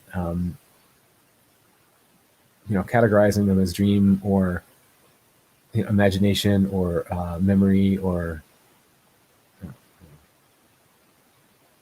it's a trip. And like now, me thinking about the memory of me thinking about the memory of being in that interview, and now me thinking about me telling that a moment ago, and then so it just never ends, right? That's Yogi Chander's brain. The days seem so long as a kid. No shit. Genocide, would you miss? Oh man, well, first of all, you missed the giveaway. Sorry. There'll probably be another one sometime. But more than that, we've been talking about the nonlinearity of time.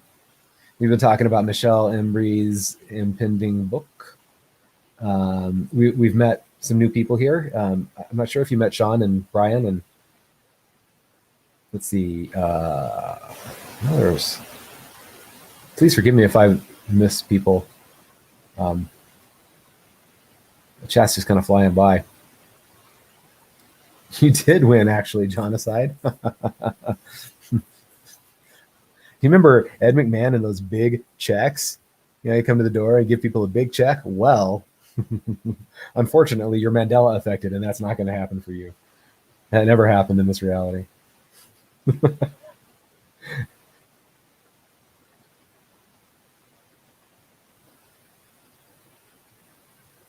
Jonacide is he's a long timer around here. He's another person I've never met in person, but I think he came here by way of Michelle, actually, right near the beginning. Hey, yes, Keats, I love to hear that. It'd be fun if you guys just kind of did a jam sometime. You probably don't want to publicize your jams necessarily, but it'd be fun. Kick back with Keats and Mary on a Sunday or any day. Mandela effect in effect. That's right. That totally happened, right? Come on. That's another one of the Mandela effects, Sean, that has got me. I don't think I asked you if there was a specific one that that nags at you. Sean P brought up the idea of time shift, and that's sort of, we got on this other topic of that. That's how it goes around here. But he did bring up the Mandela effect, and I'm curious about anybody's experience or ideas on that. It's just a big clown check, though. You can't cash it, but it sure is funny.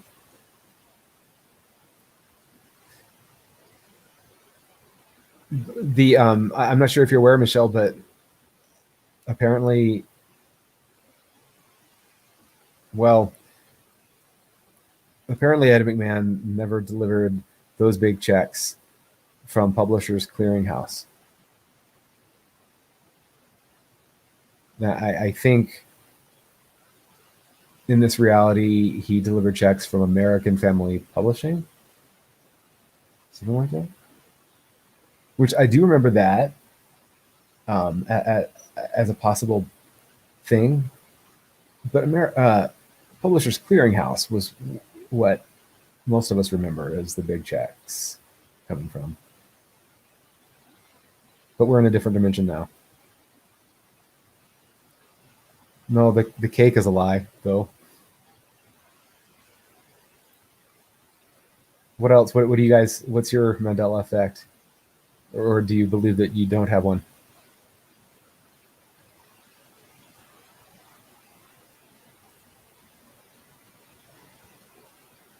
Wow, Jonacide. Now that is a cool topic. That's the kind of thing that I want to hear more of the story about.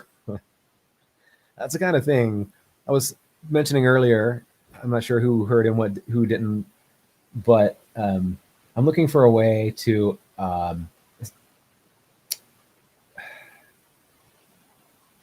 experience stories. So I really would like to hear stories that you guys have, especially in the realm of woo. Um, but I'd like to hear your stories and maybe other genres and stuff too.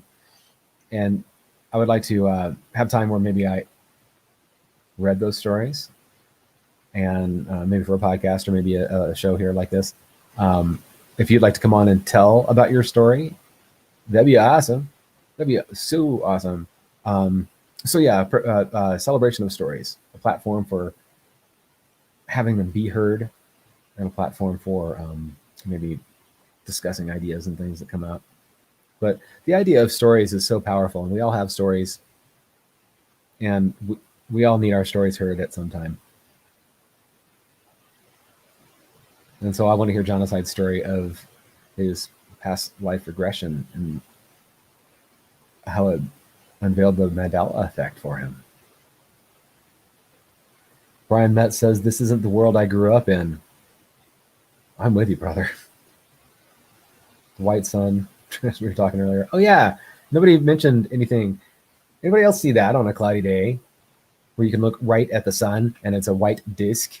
You can look right at it and keep looking at it and there's no problem. It's a white disc, just barely behind cloud cover. Anybody else see that in recent years? Last 2 years, I think I've seen it. Not before then, I'm sure. But before then, I was told never to look at the sun. And since when is it an actual, like you can look at it and it's a fucking disc. White one. Sorry, that bugs me. So has anybody else seen that? Sean P says Mandela effect is like the feeling of things have already happened to me or already know people I just met. Yeah. Interesting.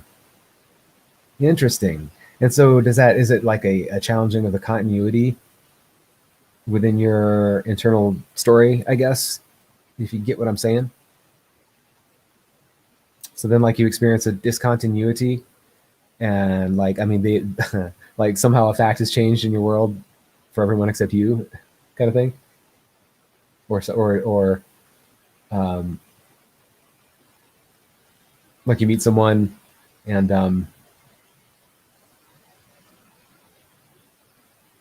like that you know them, like you remember memories of interacting with them, literally, and they don't have that memory, or is it the kind of thing where you remember them from a past life? I imagine it might be that, since you're talking about your past life. I've had a few of those, and only in recent years that I can recall. But actually, that was a major part of my Kundalini experience. That was one of the triggers.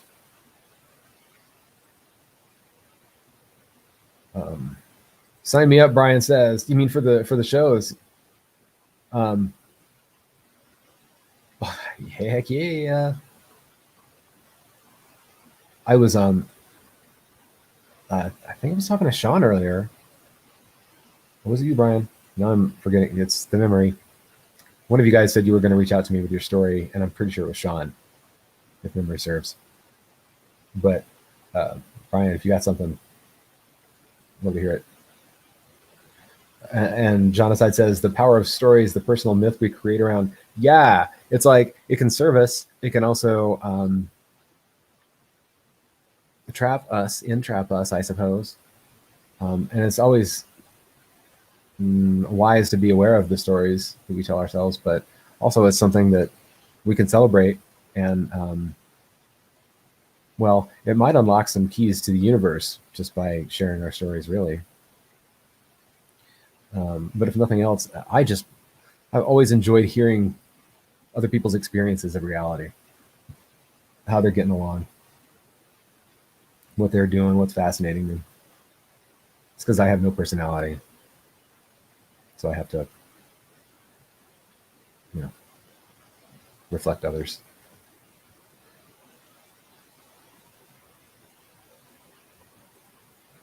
Sun is more white now and less yellow for sure.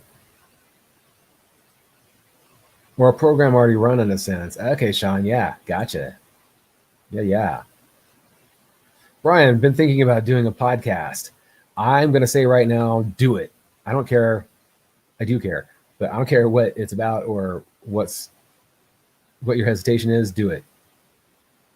Unless you have some real strong, valid reason why you're not. You should do it. Now, I'd love to hear what it is. And if you need, I'm just a little guy, but if I can do anything, please let me know.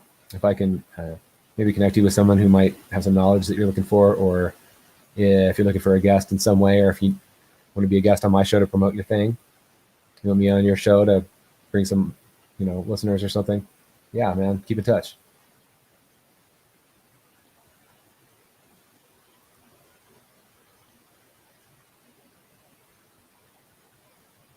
I know, Jonocide. Me too. Like, some of them are just blatantly, to me, they're just like, okay, that's highly questionable because it's a spelling issue.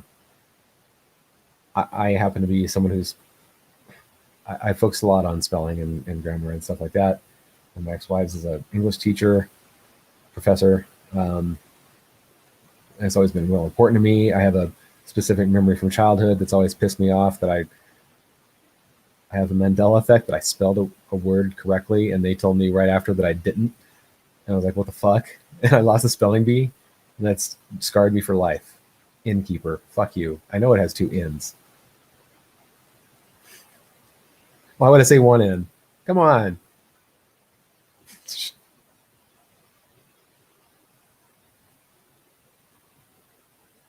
It's like an innkeeper. Like, I'm keeping an N to myself. I'm not going to share with anybody. I'm an innkeeper. One N. Fuck you. So yeah, it scarred me. So what am I saying? Why did I say that? There was some reason I was going off on spelling.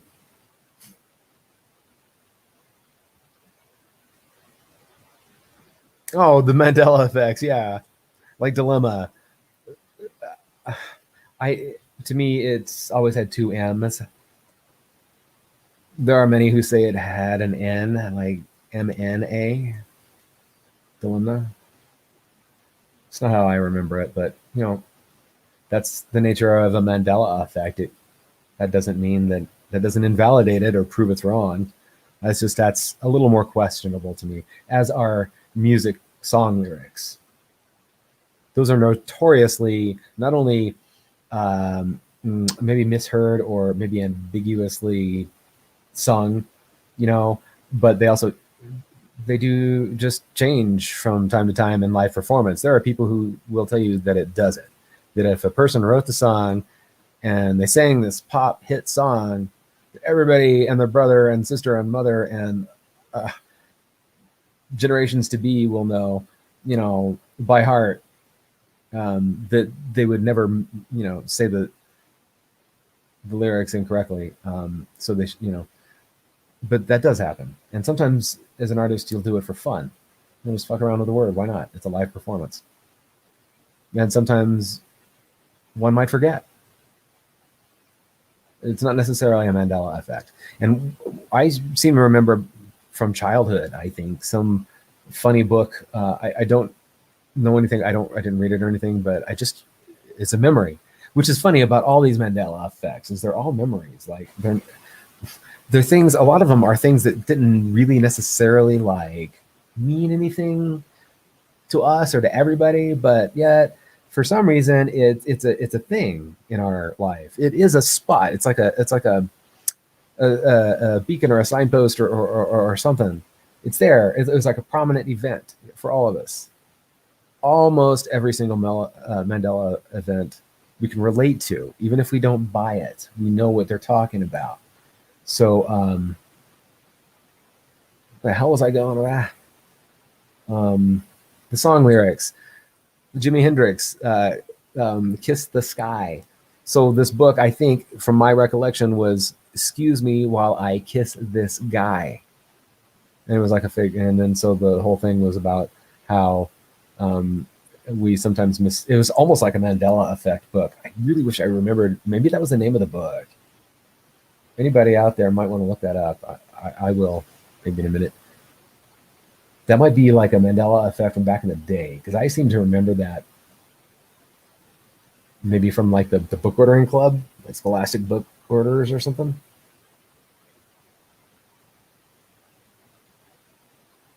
I think Keith says, I looked at the sun for hours once, and now all I see is the sun, John aside.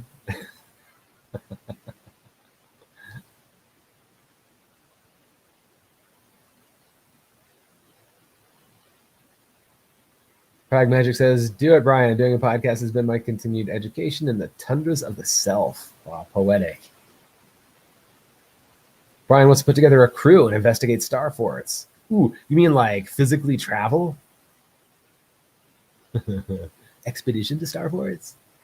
Or do you want to like get people together who do research on that kind of thing and have like a panel show? Oh, boots on the ground. Here, I'm catching up. Sorry. Boots on the ground. You are talking about going there. Nice, dude. I guess I need to read. Oh. Okay. I'll catch up here for a sec. The spelling bee, right, Michelle? Oh, God. Really? Were they like, was the movie like a dramatization or was it a documentary? And was it like, was it like beauty pageants for little girls? Was it that kind of thing? Where like they were like using brute force to make these kids succeed at spelling bees? Can you spell Jean Bonnet? Oh. John aside, now did everyone check out the new episode of Secret Antenna with Michael and Callie? No. What's that? Hey, kitty kitty. Thanks for the tip, y'all.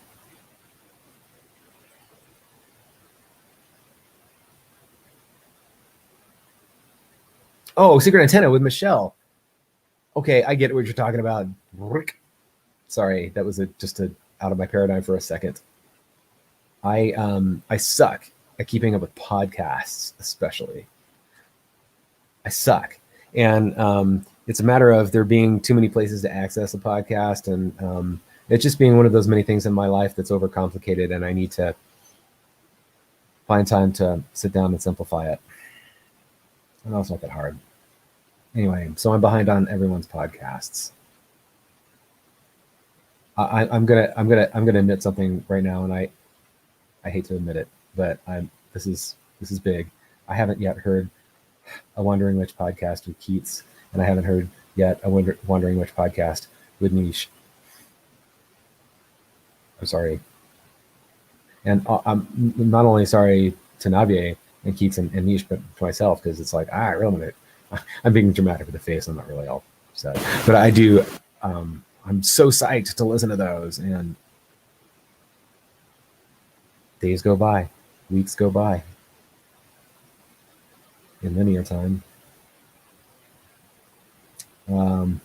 Yeah, check out Michelle's podcast, The Secret Antenna. Jonathan hasn't heard a musical in me. Under the Bridge by Under the Bridge by Red Hot Chili Peppers.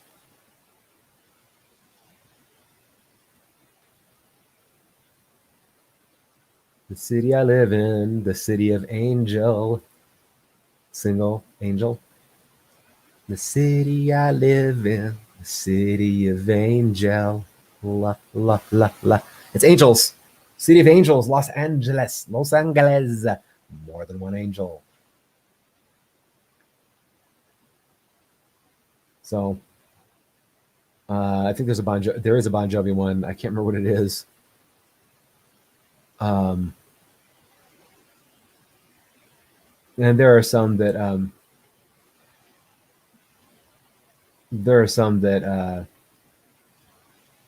are definitely like a little bit like, I mean, I can't remember right now. There's definitely at least a music, one or two that I've been like, And One of them being Edie Brickell's New Bohemians. What was the name of that song? What I am is what I am, and you what you are or what. Um, Choke me in the shallow water before I get too deep. Choke me in the shallow water before I get too deep. You know, choke me in the shallow water. That's what it was. I remember that because my girlfriend at the time, I was 16, and she loved that song, and she wasn't. That was her first foray into alternative music, thanks to me. And I remember hanging around with her, and I was looking for lyrics in the cassette that she had got from Columbia Cassette Club or whatever, and was reading the lyrics. Choked me in and we were commenting. Just I remember the conversation about that. Again, it's like a memory in my life. For some reason, I know exactly what they're talking about, and so do you.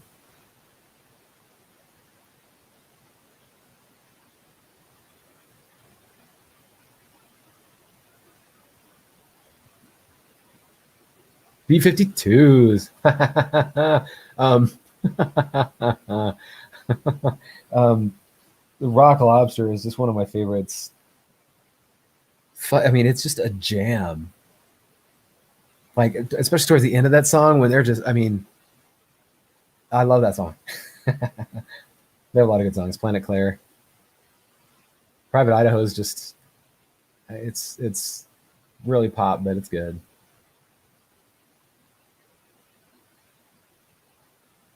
I like the B-52 style. I didn't get it when I was a teenager. I just didn't get the B-52s. I do now, and I love them. Rivers. Yeah, what's up, Rivers? I love that Fox picture. It's like Rivers just kind of like the Fox, just kind of popped in, just looking at you. So, well, those are both excellent episodes. Glitter on the highway. So much material, so much time, right, Brian? Oh, I'm cursed with that. Not only that, dudes, I'll start to do research, and I have a personal rabbit hole that I get into, and I can't stop. It's the worst addictive rabbit hole for me, and it's not one specific topic. It turns into a variety of topics, and so it turns into I literally have hundreds of bookmarks of things to go back to and talk to you guys about. Just in this one genre of research, and it just shit. And that's forget about again, as I was saying before, all of my peeps out there. These several of them being right here that are putting out so much good stuff that how do you keep up with all of it? And then there's a life to live. Not that I have a life, but just getting through from waking till bedtime. It's a full experience in my life, and I got nothing going on. So where's everybody get all this time? Time. It's back to time again. My name is Luca. I live on the second floor, says Brian. Bring your jukebox money. Two different songs. What I am. All right, this is cool. It's like a medley, an audiomantic medley.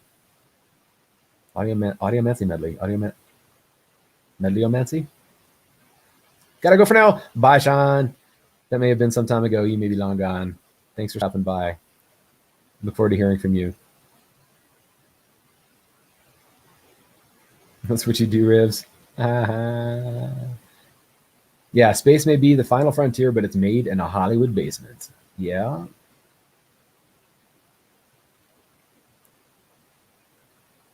Oh, Brian. Yeah, me too. I mean, clinically, you, we're not alone.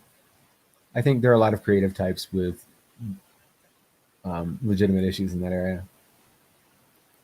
But I have to do like that struggle with reading something and getting to the bottom of the page and not having any idea what you just read. It's not just a lyric in a song from Missing Persons. It's a real thing. It's a real thing.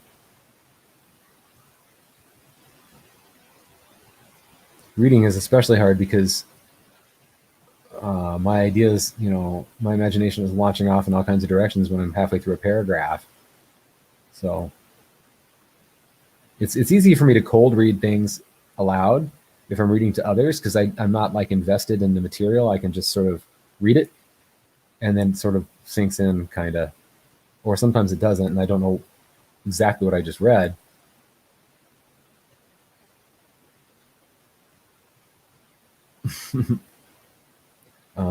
They're telling the truth. Ground control to Major Tom. Yeah.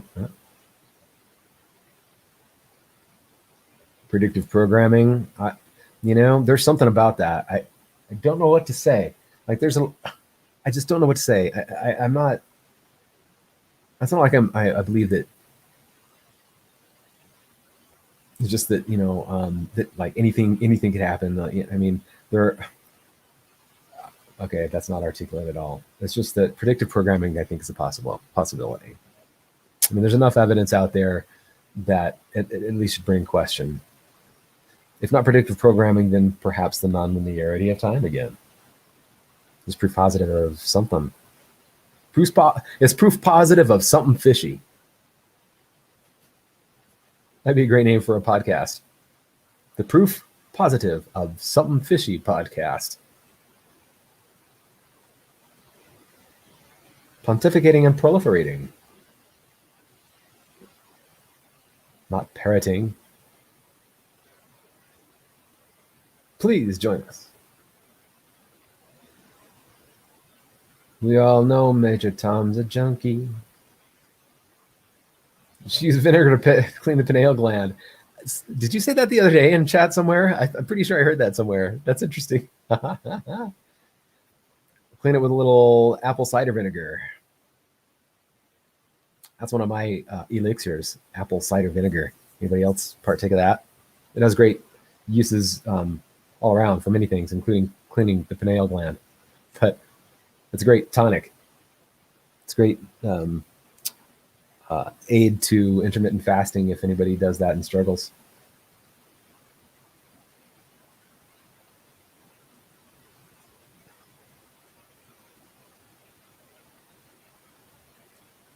That's a whole nother set of things to discuss, is health and healthcare and alternative health and mental health and emotional health, physical health, dietary issues, nutrition, supplements, exercise, sleep.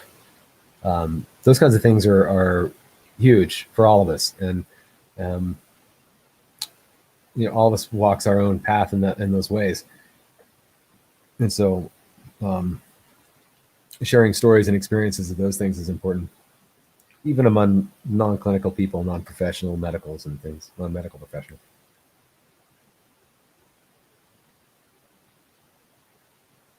Let's see.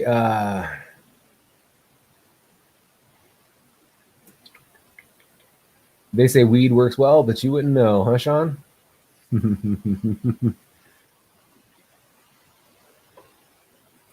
Pardon me for a minute. I'll take the dogs out here. I don't have dogs.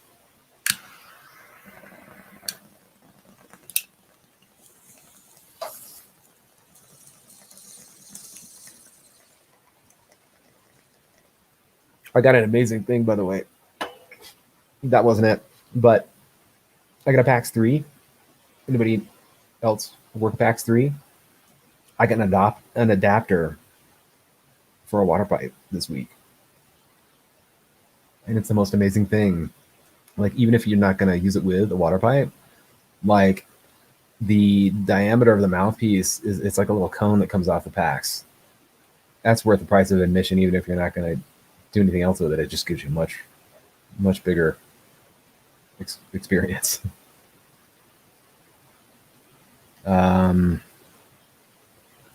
I'll look up who where about that from. I don't remember. But I've asked, like I saw it somewhere in the past, and I've asked local shops, and everybody's been like, no, we don't have that, but that sounds like a great idea. Or, no, I haven't seen one of those, but that'd be really cool. It's like, yeah. I don't know why it took me so long to get one, but yeah, no, I don't like pot. I just like the way it smells. I smoked I smoked marijuana once, but I never exhaled.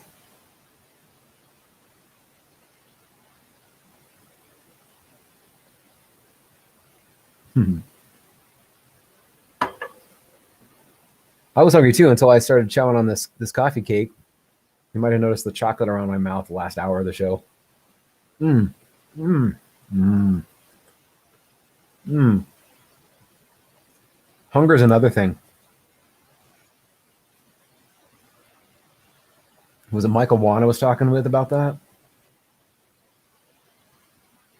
I think it was that the hunger drives most of us most of the time. Like most of us live for the next meal.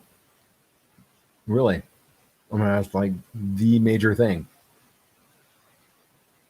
I've been there. It's I've gone through some things which have removed that unintentionally. It's really been a discovery. Um, it's quite a controlling factor, and then that brings into question the whole topic of diet, and I mean everything from like what kind of diet should you eat, and the moral considerations of a vegan, non-vegan diet, and all that. I don't have any agenda at all. In fact, I don't have kids.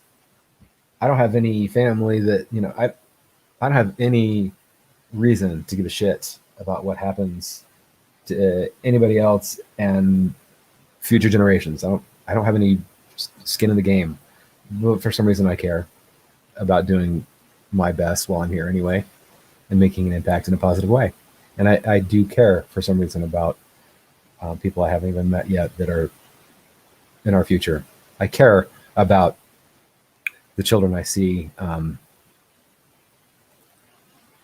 wearing masks on the playground. But anyway, I'm not going to go there anymore. Um, why am I even saying all that stuff? Probably because I'm high. No, I was saying something. Who knows? Maybe you guys will get something out of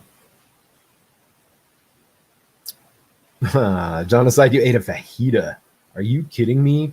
Like that's the king meal after having a bowl of fajita.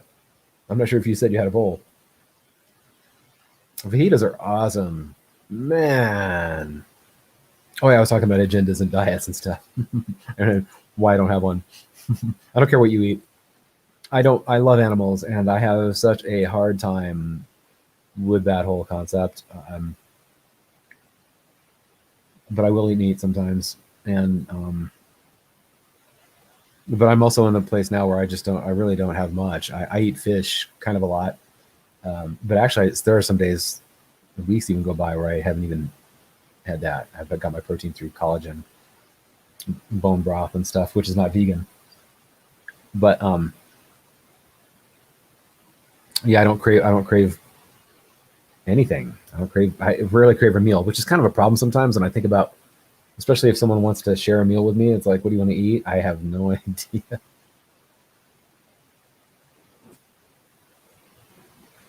And then I'm very specific with what I will eat. So I'm very. I have a modified keto diet. I went vegan, strict vegan for quite a time. Strict vegan for a year, and then vegetarian for 10 years. And I can't say that it really adversely affected me, except that I've definitely been a lot more buff since letting go of the need to be vegan or vegetarian.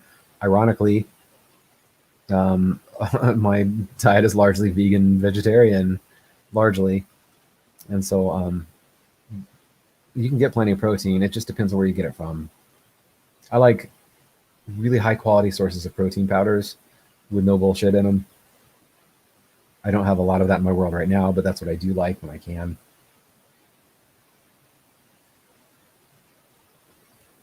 But I went that way for moral reasons, to try it on. I have monastic periods in my life, and that was one of them, the vegan one. And it was an experience. It was good. It was good for me to do. And come to think of it, yeah, like I remember the day that I had my first beef meal, breaking the 10-year vegan or vegetarian streak. We were doing a local movie. My ex-wife and I both had a role in it, and we went to a Chinese place, and I had Mongolian beef. Oh, so good. It just, I was like, I saw it, and I was like, I want that. I want that right now. And I did. But looking back on it, I was real overweight. Like I was as overweight as I had been my entire life. I mean, looking back on it, like I haven't seen that movie in a long time, but when I saw it most recently, I mean, Yogi Chander had I wasn't Yogi Chander at the time, and I had a shaved head and I wasn't like obese, but I was just big, and not like bodybuilding big. And I was off of a 10-year vegetarian diet. So what can you say? It's not about that. It's not about calories in, calories out either when it comes to that. It's about quality of food and finding what's working for you.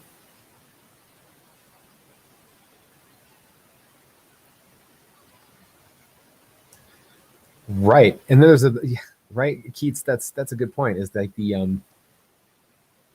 there I think probably is deficiency in the diet, probably in some ways. But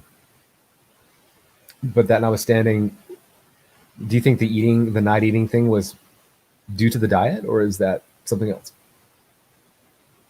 And it's funny because I ate a lot when I was a vegan and a vegetarian, especially. I ate a lot. I was a big foodie, and after, when I started eating meat, I was an even bigger foodie, and now I don't eat much, but I'm not starving myself at all. I don't know. I forget how you're eating right now, Keats, but that's one thing that, like, diet and sleep, the time, being back to the timing and all that stuff. Well, maybe that's one reason to consider timing, in as much as how it affects and impacts our internal mechanism of the body. That might be valid to consider time for, and timing. But I don't think that I've noticed a huge correlation in like the time of day that I eat versus the time of day that I sleep, or how close they are together, or anything like that. But I have found benefit from doing intermittent fasting, and so having a window of eating time, and my eating stops a couple hours at least before bedtime, and that seems to be good for me. I like the way that it helps with the intermittent fasting, because it's like whatever hours I sleep, that's bonus hours towards my fast. It's like a freebie.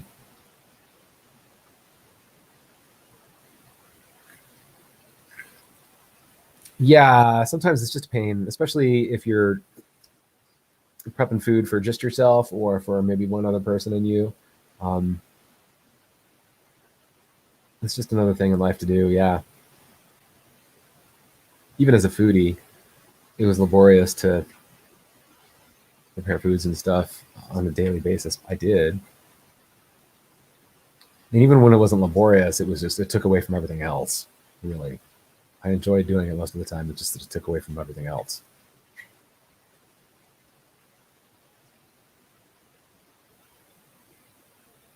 Fast food is toxic, Sean says. Yeah. I think even the healthy fast food is not the way to go.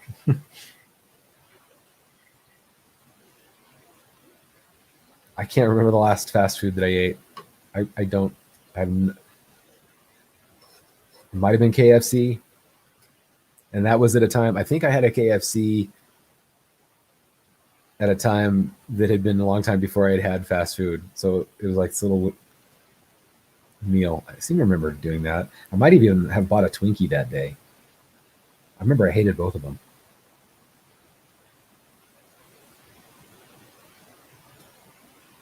Forcing yourself to eat or certain foods to have when your body doesn't need it or you don't feel like it is worse than anything, in my opinion. River says, yeah, right? Eat when you're hungry. That's true. So, yeah, I kind of glossed over that topic. I wonder, Keats, if like, do you feel like, or did you feel like maybe you should have been eating more than you were? And that was, well, you said that was probably why you weren't in such good of health.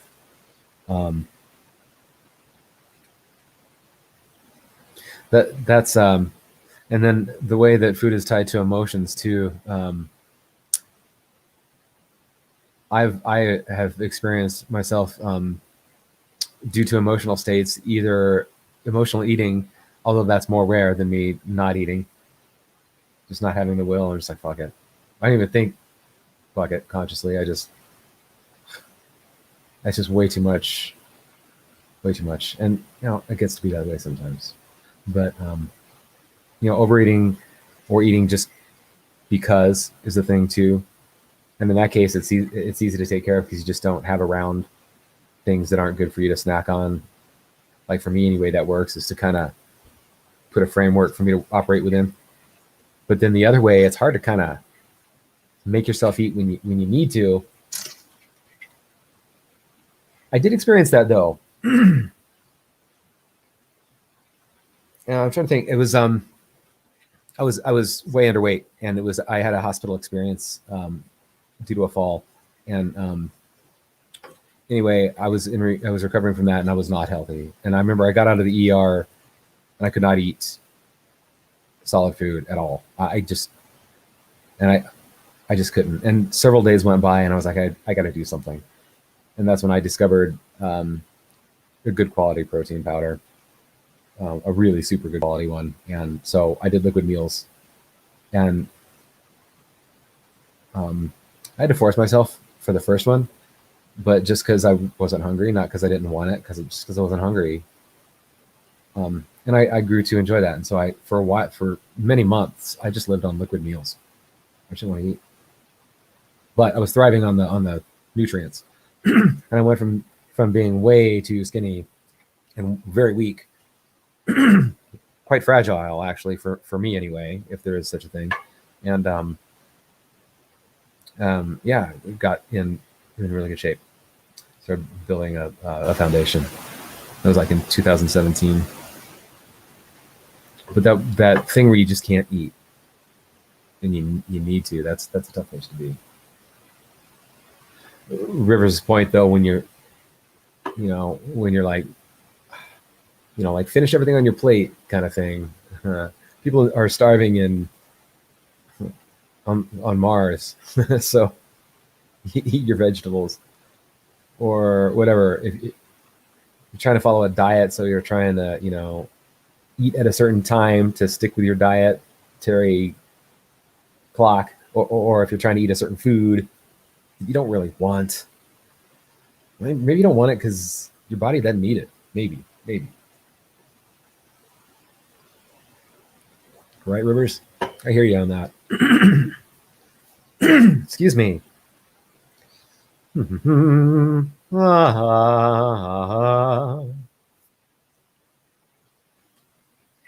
got a new microphone, by the way.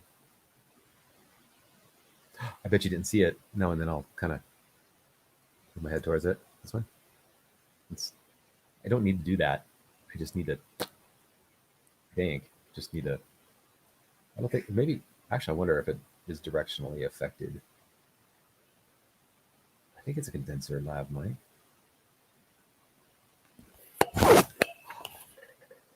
Revealing the magic behind the scenes.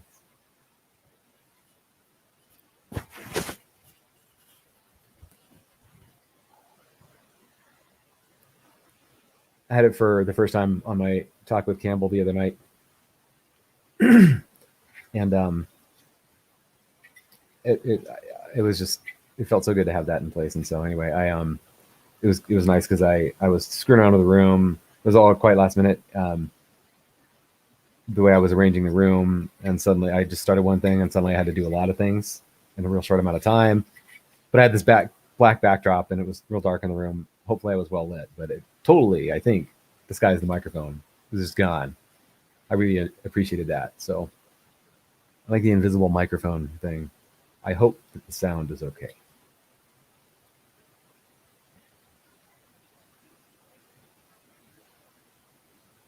I had a bad experience with Amazon this week, but I'm not going to bitch about that right now. I should, and I might sometime, but not right now. Funny, just funny because was it Randy Moggins or was it Michael? I think it was Michael talking about the Amazon egregore, basically. It was Michael, of course, because that was this week. And it was right after I had a bad experience with Amazon, and then they they made it really good. They made it really good, and then it went bad. But at the time when I was talking to Michael, it was really good, and so he talked about it and was telling me about that stuff, and then it went bad, and I'm like, no, I'm thinking that. I'm like, damn Amazon egregore.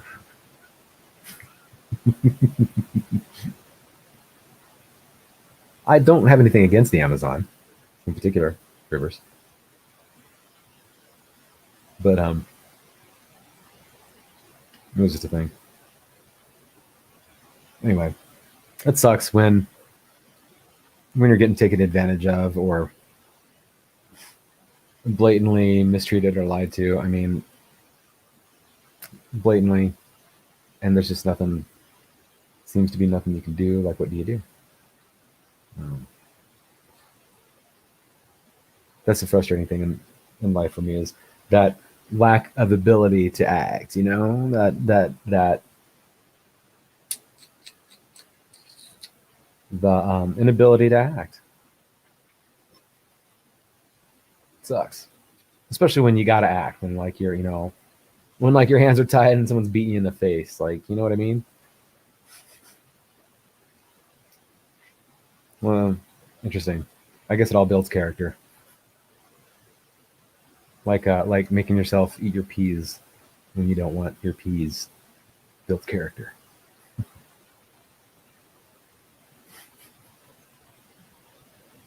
Ironic how much I hated cauliflower as a kid. Hated cauliflower.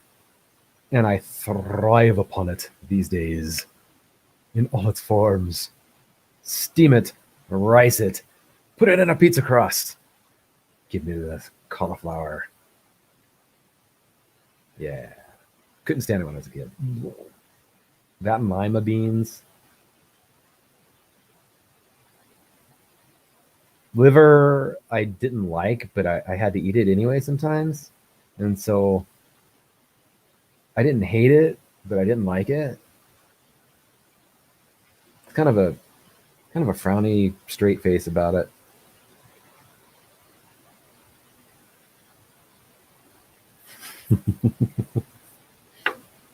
Ah, me. Must be getting time for about dinner, huh? Holy smacks. It's almost been 3 hours. 2.5, I see, by the actual clock, the timer. See, that's the difference. I looked at the clock, saw what time it is, and I was like, oh, man, it's been about 3 hours. And I look at the timer, and it's actually been 2 hours, 33 minutes, and 59 seconds as I'm speaking. Now, that is a difference of 26 minutes, and you may not think that that's a big deal, but that happens to me all the time. I'll look at it, I'll be like, yeah, that's 3 hours. Then I'll look at the actual thing. No, it's actually 26 minutes less than that. And that has a huge impact when calculated over time in different ways. Fucking. Genocide, got to go. That's a good sign for us to all peace out. I was just noticing the time, and I'm ready to go eat some din din and do some other things. Thank you for stopping by, Genocide. Have a great evening. Rivers, Keats, Michelle, Sean, if you're still around, Brian, anybody who may be out there, thanks for stopping by. It's been a really fun Sunday. Thanks, Brian. Nice chat. See ya. I appreciate it so much. Peace out, y'all. Have a wonderful week. Be on the lookout for some awesome shows coming up. Some of them this actual week. So just watch your feed and make sure that you tune in when they happen. And I'll also be re-releasing some of my older episodes as premieres. So it'd be fun to hang out with you guys and chat when those happen. So good luck. Have a wonderful week, everyone. Cheers.